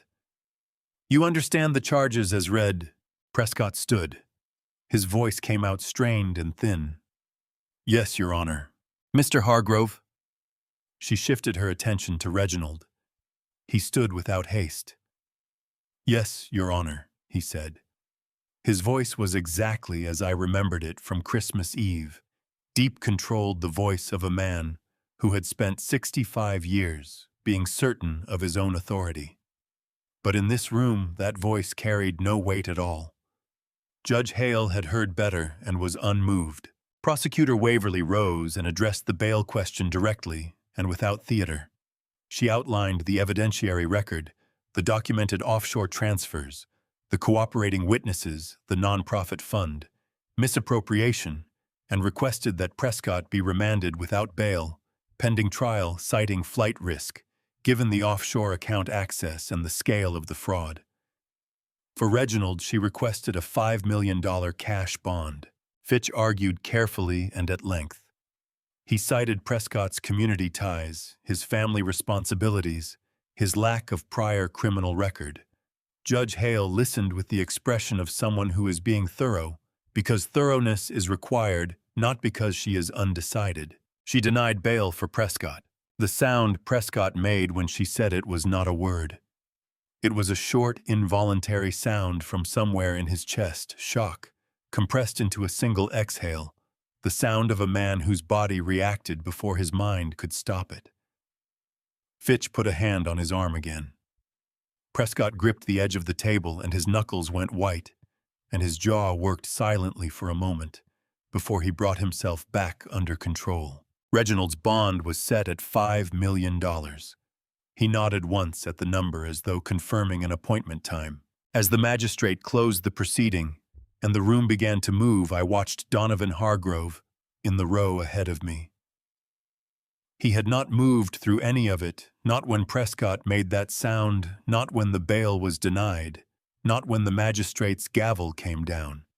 He sat with his hands in his lap and his eyes straight ahead, and on his face was the expression I had been unable to name when I first saw him. I could name it now. It was grief not for what was happening to his father and his brother, but for the fact that none of it surprised him. The grief of a man who has known for a very long time what the people he loves are capable of, and has spent years hoping he was wrong, and has just been proven definitively right in a federal courtroom on the last afternoon of the year. As people filed out around him, Donovan Hargrove remained seated. I paused at the end of his row on my way out. I did not know why. Some impulse I could not entirely account for. He looked up at me. His eyes were dark and steady and exhausted. "Mr. Calloway," he said quietly. "Mr. Hargrove," I said. We looked at each other for a moment, across everything that had happened, and everything that connected us, and everything that stood between us. "I owe someone an apology," he said. "Several someones." I thought of Harriet in Bushnell Park, her hands white around her coffee cup, her spine straight against 5 years of damage. "Yes," I said simply, "you do." I walked out into the corridor and left him sitting there in the emptying courtroom, with the weight of that truth and whatever he chose to do with it. Outside, the afternoon light over New Haven was already thinning toward dark. In a few hours, the city would light up for New Year's Eve, and people would count down and make resolutions, and believe the way people always believe at midnight, that the turning of a number changes something fundamental. For the Hargrove family, the number had already turned, and there was still one more thing I needed to do. I drove back to New Haven, not to the Mayflower Inn, not to any hotel with clean sheets and a writing desk, and the careful distance of temporary accommodation. I drove to the city itself, to the specific neighborhood, near the old freight yard on the eastern edge of downtown, where I had spent the first decade of my working life loading freight before sunrise for what felt like wages no one could actually live on. Learning what my body could endure while my mind quietly built something else entirely in the background. I parked on a side street 2 blocks from where the loading dock entrance used to be and sat for a moment looking at the building that had replaced it. A mixed-use residential complex, now clean brick modern windows, a coffee shop on the ground floor, where the freight supervisor's office once stood. The city had changed. 40 years changes everything that isn't built from something stronger than concrete. I got out and walked. New Haven on New Year's Eve carried that particular energy of a city, simultaneously winding down and winding up. Restaurants bright behind fogged windows, a group of students moving noisily along the sidewalk wrapped in coats and scarves. Someone's car stereo trailing music down a cross street and disappearing. I walked without a destination for 20 minutes, hands deep in my coat pockets, breathing the cold air, letting the city move around me while I stayed still inside it. I thought about my father. He had come to New Haven from rural Virginia in 1959 with $30 and a pair of work boots, and he had spent his entire life in this state, doing honest, unacknowledged work, and asking nothing from anyone except the space to keep doing it. He died in 1991 before Callaway Capital Partners had grown into anything worth the name. But he left me something more durable than money. The understanding that a man's worth is not located in what others can see from across a room, and that patience applied with intelligence is the most powerful instrument a person of modest origin can possess. A text from Solomon arrived at 7:15. Reginald's attorneys posted bond at 6 p.m. He's out pending trial. Don't let it concern you. The evidentiary record is too complete for Bond to change anything. I typed back, "It doesn't concern me. Are you home?" His reply came immediately, "Diner on Wally. Back booth. Coffee is still cheap." I laughed out loud alone on a sidewalk in New Haven, a real laugh unguarded, rising briefly into the cold air before the night swallowed it. Solomon Brief, 70 years old, Yale law graduate, senior partner of a midtown Manhattan firm, sitting in the same back booth of the same diner on Wally Avenue where two young men had kept warm over cheap coffee 40 years ago, because it was the only warmth they could afford. I walked the 6 blocks and went inside. The diner had been renovated twice since 1984, but retained through some miracle of stubborn institutional memory. The same essential geography, the same long counter, the same row of booths along the window wall, the same smell of coffee and griddle grease. Solomon was in the back booth exactly as promised, his charcoal jacket folded beside him, his reading glasses on the table, both hands around a mug of coffee. He looked up when I slid into the seat across from him and smiled. Not the small, controlled expression he deployed in professional settings, but the full, unguarded smile of an old friend in a place that remembered them both. "You look tired," he said. "I feel fine," I told him. "Those are not mutually exclusive." He signaled the server without looking up, and another mug appeared before me almost instantly. We talked about everything except the case. Solomon's granddaughter just accepted to Georgetown. A fishing trip to Maine we had been planning and not taking for 11 years. Whether the coffee here had genuinely improved, or whether 40 years of loyalty had simply recalibrated our expectations to the point where anything warm tasted like excellence. It was nearly 9 o'clock when the door opened and Donovan Hargrove walked in. He stood at the entrance, located us in the back booth, and walked over with the careful deliberateness of a man who has made a decision and is committed to seeing it through regardless of the cost. He stopped at the end of our booth, hands at his sides, and looked at me directly. "I needed to say something I should have said a long time ago," he said. I didn't want to wait any longer. He took a breath. "What my father did to you at that dinner, what Prescott did. I have watched this family do that to people my entire life and said nothing. Harriet paid for my silence. Others paid for it in rooms I was never in." His voice tightened at the edges but held firm. "I have no defense for that." "What are you asking for?" I said. "Nothing from you," he said quietly. "I contacted Harriet this afternoon. She didn't hang up." Something shifted in my chest, the recognition of a man doing the hardest and least celebrated kind of right thing, the kind with no audience and no reward, done entirely because it is owed. "Good," I said. "Keep doing that." He nodded once, buttoned his coat, and walked back out into the New Haven night. Solomon watched him go, then looked back at his coffee with the expression of a man quietly revising a judgment he had already formed. At midnight, without ceremony or countdown, we raised our mugs across the worn table. "To 43 million reasons," Solomon said. "To the 47 families on Pastor Rhodes's list," I said. Outside on Wally Avenue, the city made its midnight noise, distant fireworks, a car horn, someone shouting something joyful into the winter dark. I drove home to Litchfield at 1 in the morning, the highway empty and clean with recent snow. Tomorrow, the real work of rebuilding would begin. The first week of January moved differently than December had. December had been a month of precision and controlled pressure every day, carrying the specific weight of something building toward rupture. January felt wider. Not easier, not without its own demands, but wider in the way that open ground feels wide after weeks of navigating something narrow and dangerous.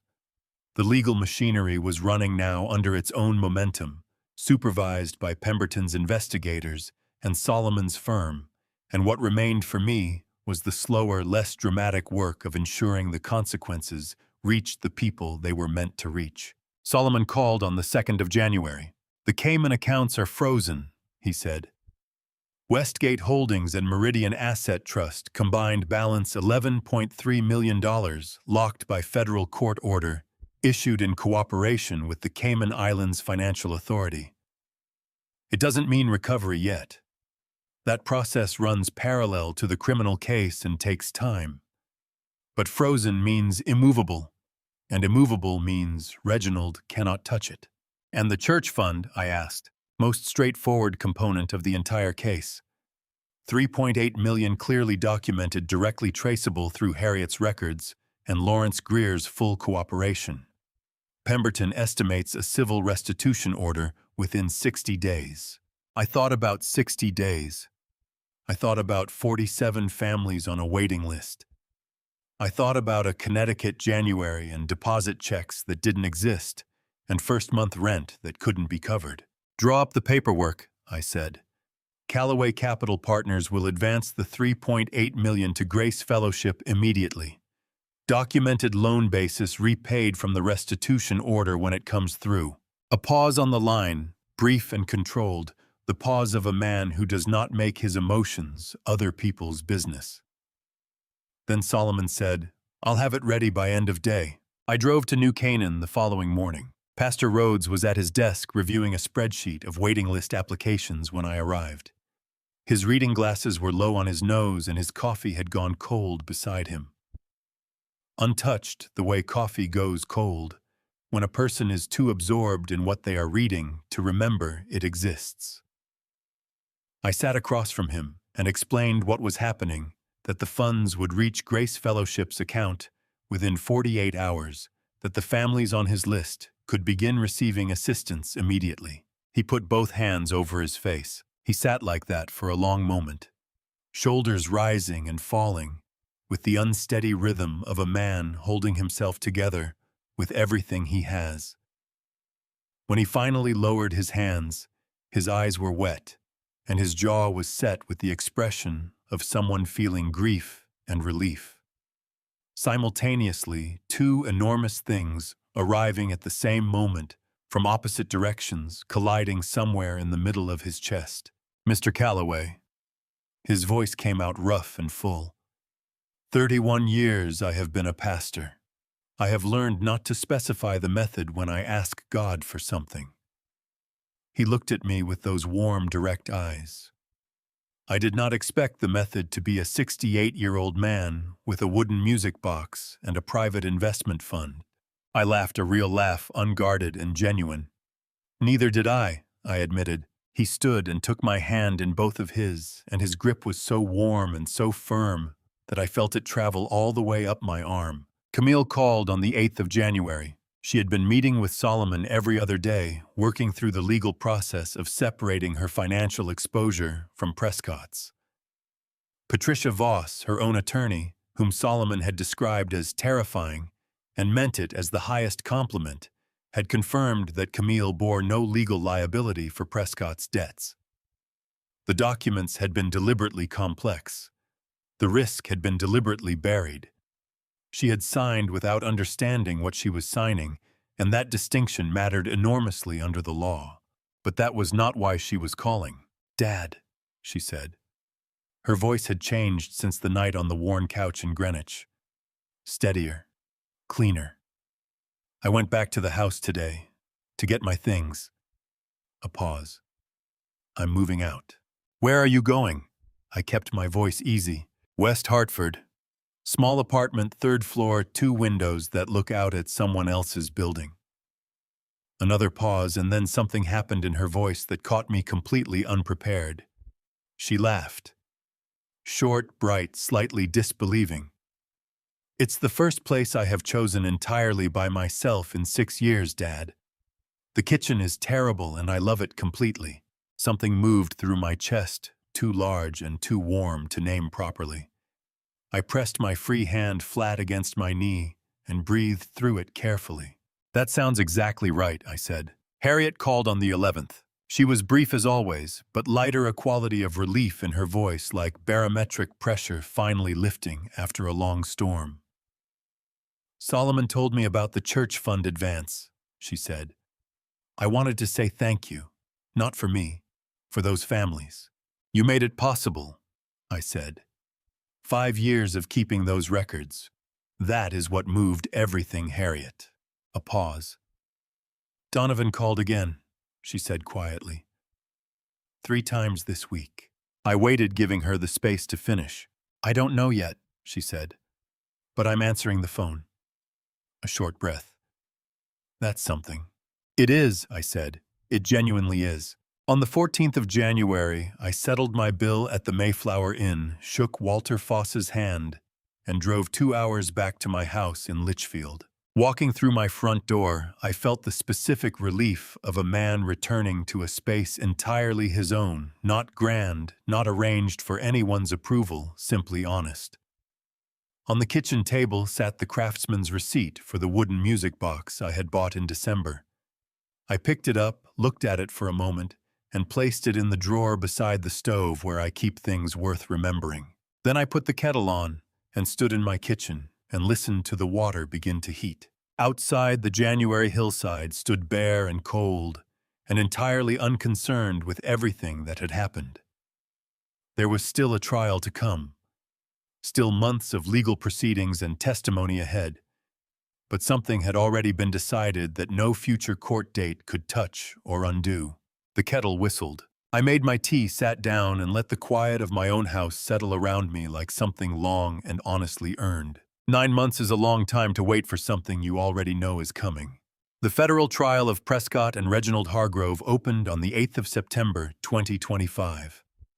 I had known the date since March, when Judge Hale set the trial calendar, after Gerald Fitch's series of pretrial motions, each one ambitious, each one denied. He had tried to suppress Harriet's documents on chain of custody grounds. He had challenged Constance's cooperation agreement as prosecutorially coerced. He had moved to sever the church fund charges from the fraud charges on prejudice grounds. Judge Hale's written denial of all three was, according to Solomon, a masterpiece of judicial understatement. I drove to New Haven on the morning of September 8th and took my seat in the gallery of Courtroom 4 for the second time. The room felt different at trial. Fuller, more charged, carrying the atmospheric weight of something that had been building toward itself for months and had finally irreversibly arrived.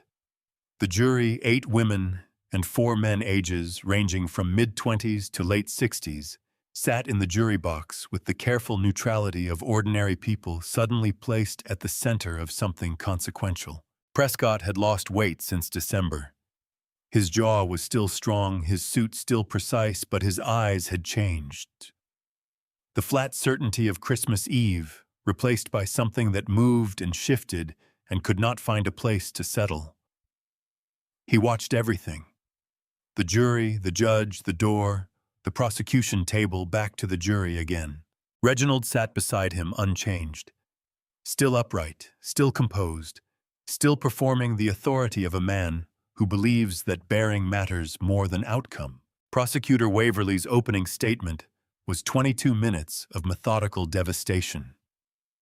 She laid out the full architecture of the fraud in plain, accessible language: offshore transfers, church fund, misappropriation, financial risk, deliberately buried in documents, signed by an unknowing spouse, building it piece by piece, each element supporting everything that followed.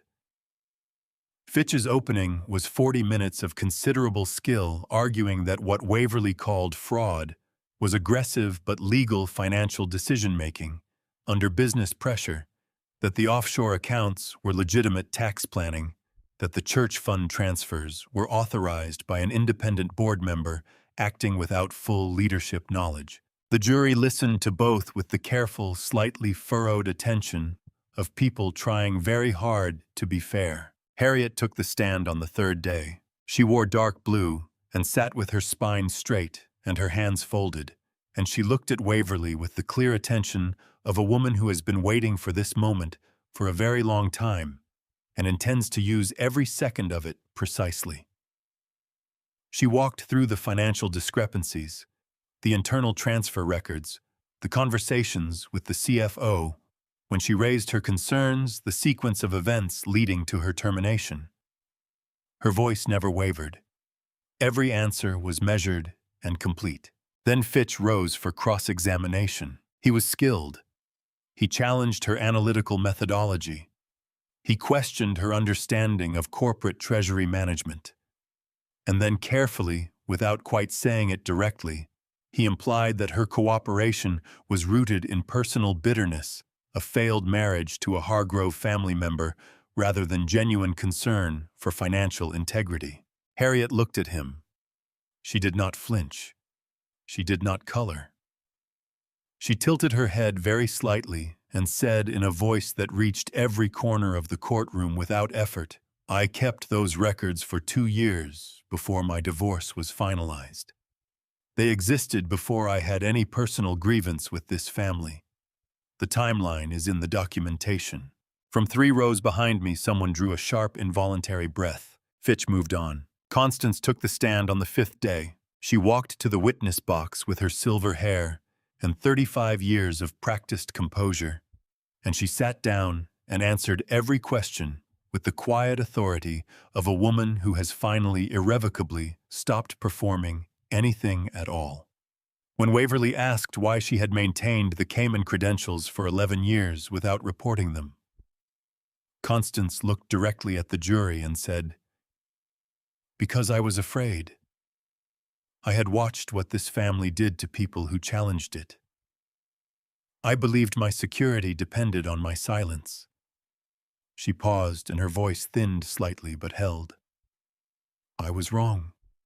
The security was never real, and the silence cost other people things that had nothing to do with me." The jury box went very still. Fitch's cross-examination of Constance lasted 90 minutes.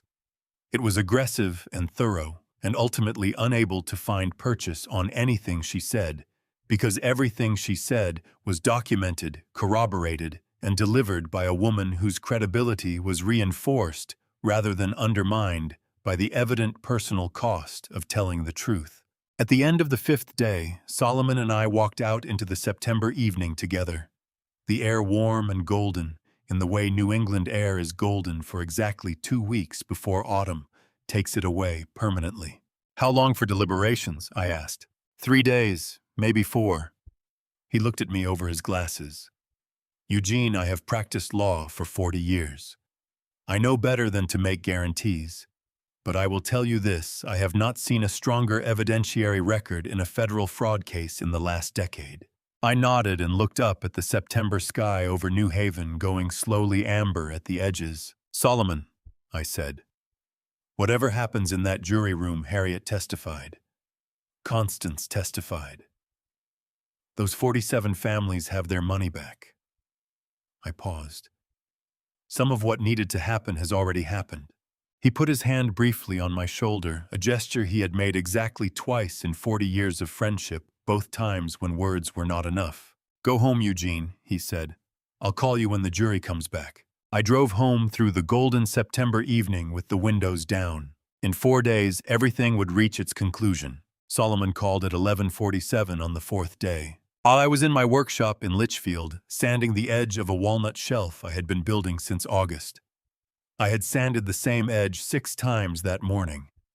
I was not, I will admit, entirely present in the workshop. "The jury is back," Solomon said. My hand tightened on the phone. "How long did it take?" 3 days, 14 hours. The foreperson asked the judge a clarifying question on day 2 about the legal definition of conspiracy. A pause. "That is not the question of a jury struggling with guilt. That is the question of a jury making sure they apply the right charge to something they have already decided." I was in my car 8 minutes later. Solomon texted at 12:40 courtroom 4. 1 p.m. "Camille is here." That last sentence stopped my breath. Camille had not attended any of the trial. Her attorney, Patricia Voss, had advised distance, while her civil case remained pending. But she had come for the verdict. She had decided entirely on her own that she needed to be in that room for this moment. I walked into courtroom 4 at 12:53. Every seat in the gallery was taken. I found Solomon near the center and sat beside him. 3 rows ahead, I spotted the back of Camille's head, her dark hair down her shoulders, set with the particular determination of a woman who has decided to face something fully, rather than hear about it later from a safe distance. Harriet sat 2 seats from her. They had begun meeting for coffee in the months since January 2, women damaged by the same structure, finding in each other the companionship of people who never need to explain themselves, because everything is already understood. Constance sat alone in the far corner of the gallery, dressed in charcoal gray hands, folded eyes forward. Donovan sat 3 rows behind her. He had attended every single day of the trial. Prescott looked like a man who had not slept in 4 days. His hands on the defense table pressed flat against the wood, as though it were the only solid thing remaining in the room, and he was terrified of what would happen if he let go. His eyes moved too quickly. Jury box judge's bench door back to jury, the restless scanning of a person whose body has understood something the mind is still refusing to accept. Reginald sat beside him still and upright, performing composure to the last possible moment. But today his stillness had lost its quality of calculated control. It had become the stillness of a man who has run out of moves and is simply waiting for the board to be cleared. Judge Hale entered. The room rose. The room sat. The foreperson, a woman in her 50s with reading glasses and deliberate manner, stood and looked at the paper in her hands. On the charge of wire fraud count 1, the jury find the defendant, Prescott Hargrove, guilty. Prescott's hands curled inward, suddenly fingers folding against his palms. His shoulders dropped by a fraction of an inch, barely visible, entirely unmistakable. On the charge of wire fraud count 2, guilty.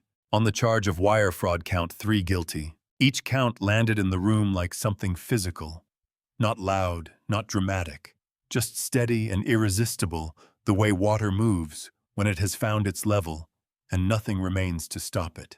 On the charge of conspiracy to commit financial fraud, guilty, Prescott made a sound.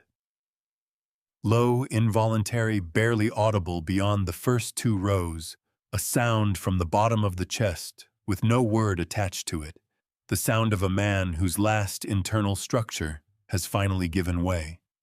He pressed both hands over his face, and his shoulders shook once hard, before he pulled himself back with visible effort, and sat motionless with his face covered. 3 rows ahead of me, Camille's spine stiffened, and then released a single small movement, like a breath held for 9 months, finally completely let go.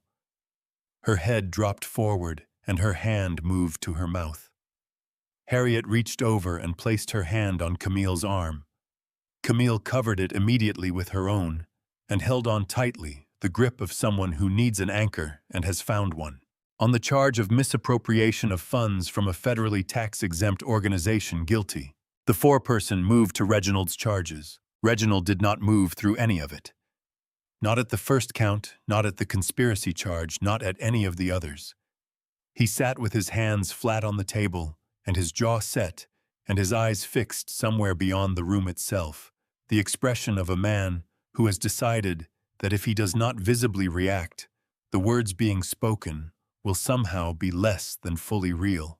They were fully real. When the final count was read, and the foreperson sat down, the room erupted, not with theatrical noise, but with the release of 9 months of compressed human tension, finding its outlet simultaneously. 60 people exhaling at once, chairs shifting, voices low and urgent, the particular sound of a room that has been holding its breath for a very long time. In the far corner, Constance Hargrove closed her eyes. Her lips moved slightly, prayer or gratitude or the private acknowledgement of something finally irrevocably finished. Donovan sat completely still, staring at the back of his father's head, with the expression I had finally learned to name in the New Haven courthouse 9 months ago, the grief of a man who has known for years what the people he loves are capable of, and has just been proven right in the most public room imaginable. Just before the side door closed behind Reginald, he turned his head slightly. His eyes found me in the gallery. I looked back at him steadily. I did not look away. Then the door closed, and he was gone. Solomon and I walked out into the September afternoon together. The sunlight over New Haven was warm and clean and entirely indifferent to everything that had just happened inside that building, which was, I thought, exactly as it should be. The world does not stop for justice. It simply continues a little straighter than it was before.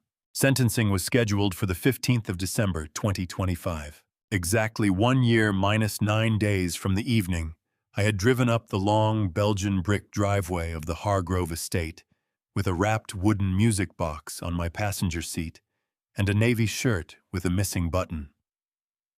I noticed the near anniversary when Solomon sent the scheduling notice in October, and I noticed it again on the morning I drove to New Haven through a December that smelled identical to the December before pine and cold air, and the particular stillness of a Connecticut winter that has finally decided to mean it.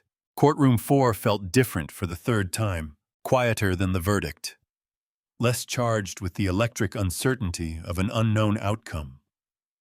The room carried instead the specific gravity of a proceeding whose conclusion is already established and whose only remaining task is the formal, irreversible inscription of consequences into the public record.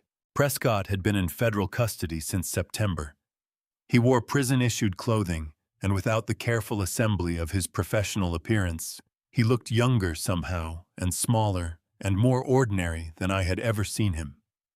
He sat with his eyes mostly downcast, and when he did look up, it was at the middle distance between himself and everything else, the gaze of a man who has spent 3 months in a very small room, with nothing to examine but the architecture of his own decisions. Reginald sat beside him, still upright, still performing dignity.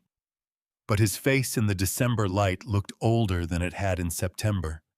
Composure carried a cost, and the cost had become visible. Judge Hale sentenced Prescott to 11 years in federal prison on the combined fraud and misappropriation charges, with full restitution ordered for the church fund and remaining civil claims. Reginald received 8 years with restitution covering his portion of the offshore asset recovery. Both sentences were delivered in Judge Hale's characteristic voice, brisk, unimpressed, the voice of a judge who understands that gravity does not require theater. When Hale read Prescott's sentence, he closed his eyes. He kept them closed for a long moment. He was 39 years old. He would be 50 when he walked out. Those were the facts, clean and sufficient. When Hale read Reginald's sentence, he nodded once, precise, controlled, as though confirming an appointment time. Then he looked straight ahead and did not move again. The gavel came down for the last time. Camille was waiting in the corridor outside. She stood near the window at the end of the hall, the December light catching the silver that had begun threading through her dark hair over this past year, the year that had aged her in some ways and restored her completely in others. She wore a deep burgundy wool coat I had never seen before, entirely her own choice, and she stood the way she had learned to stand again across these 12 months straight, easy, occupying exactly as much space as she needed without apology. She crossed to me when I came through the door and put her arms around me without saying anything first. She held on with the full, uncomplicated grip of a daughter holding her father, and I held her back with both arms and felt the entire year compressed into that single point of contact. "Thank you, Dad," she said against my shoulder. Her voice was thick and warm. Not just for the legal part, for coming to that dinner, for not disappearing afterward. She pulled back and looked at me with bright, wet eyes and a jaw set with quiet determination. For not giving up on me when I gave you every reason to. My throat tightened in a way I had not anticipated. I pressed my hand briefly against her cheek, and she leaned into it for just a moment before straightening. "You're my daughter," I said. "There is no version of this where I give up on you." She nodded, holding herself together with the practiced steadiness of someone who has gotten very good at it this year. Then she smiled, not the Christmas dinner smile, not the surface smile, but the real one. The one I remembered from the truck on the way home from my shifts, her head against the window, everything still ahead. I reached into my jacket pocket and placed the wooden music box in her hands. She turned it over, slowly running her thumb along the carved edge.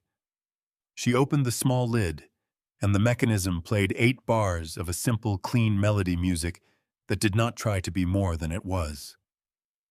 Her chin trembled. She pressed her lips together hard and looked up at me with eyes full to the edge. "It's beautiful, Dad," she whispered. "It's the most beautiful thing." "It was always for you," I said. "It just took a year to get there." Solomon appeared at my elbow. Harriet and Camille exchanged the look of people who have survived the same fire from different angles and found on the other side something resembling real friendship. Pastor Rhodes shook my hand, with both of his eyes warm and full. Donovan gave me a single nod from across the corridor that carried everything said in the New Haven diner and everything that had happened since. Constance approached last quiet and unhurried and said simply, "Thank you for letting me make it right." "You made it right yourself," I told her. "I just opened the door." I drove home to Litchfield as the last December light went deep amber over the Connecticut hillside. I pulled into my driveway and sat for a moment looking at my house, modest, honest, entirely mine. Inside, I put the kettle on and stood in my kitchen while the water heated. On the table, where the music box had sat for a year, there was now only the grain of the wood and the quiet of a house glad to have me back. It was enough. It was in every way that mattered exactly enough. People ask what this story is really about. A court order 43 psilon opsos. No, it was never about any of that. It was about a man told for 67 years he did not belong in the room, who chose quietly to build something patient enough to outlast everyone who ever pointed at the door. I am not a perfect man. I let distance grow where presence was needed. Do not do what I did. Show the people you love that you see them on an ordinary Tuesday. That is the real family story nobody talks about enough. I believe God does not waste suffering. He composted mine into something that fed other people. That is the Grandpa Stories kind of truth. It does not arrive loudly. You only notice at some point that the darkness is gone. My personal opinion, dignity is not given by the room you stand in. It is what you carry into the room, regardless of who tries to take it.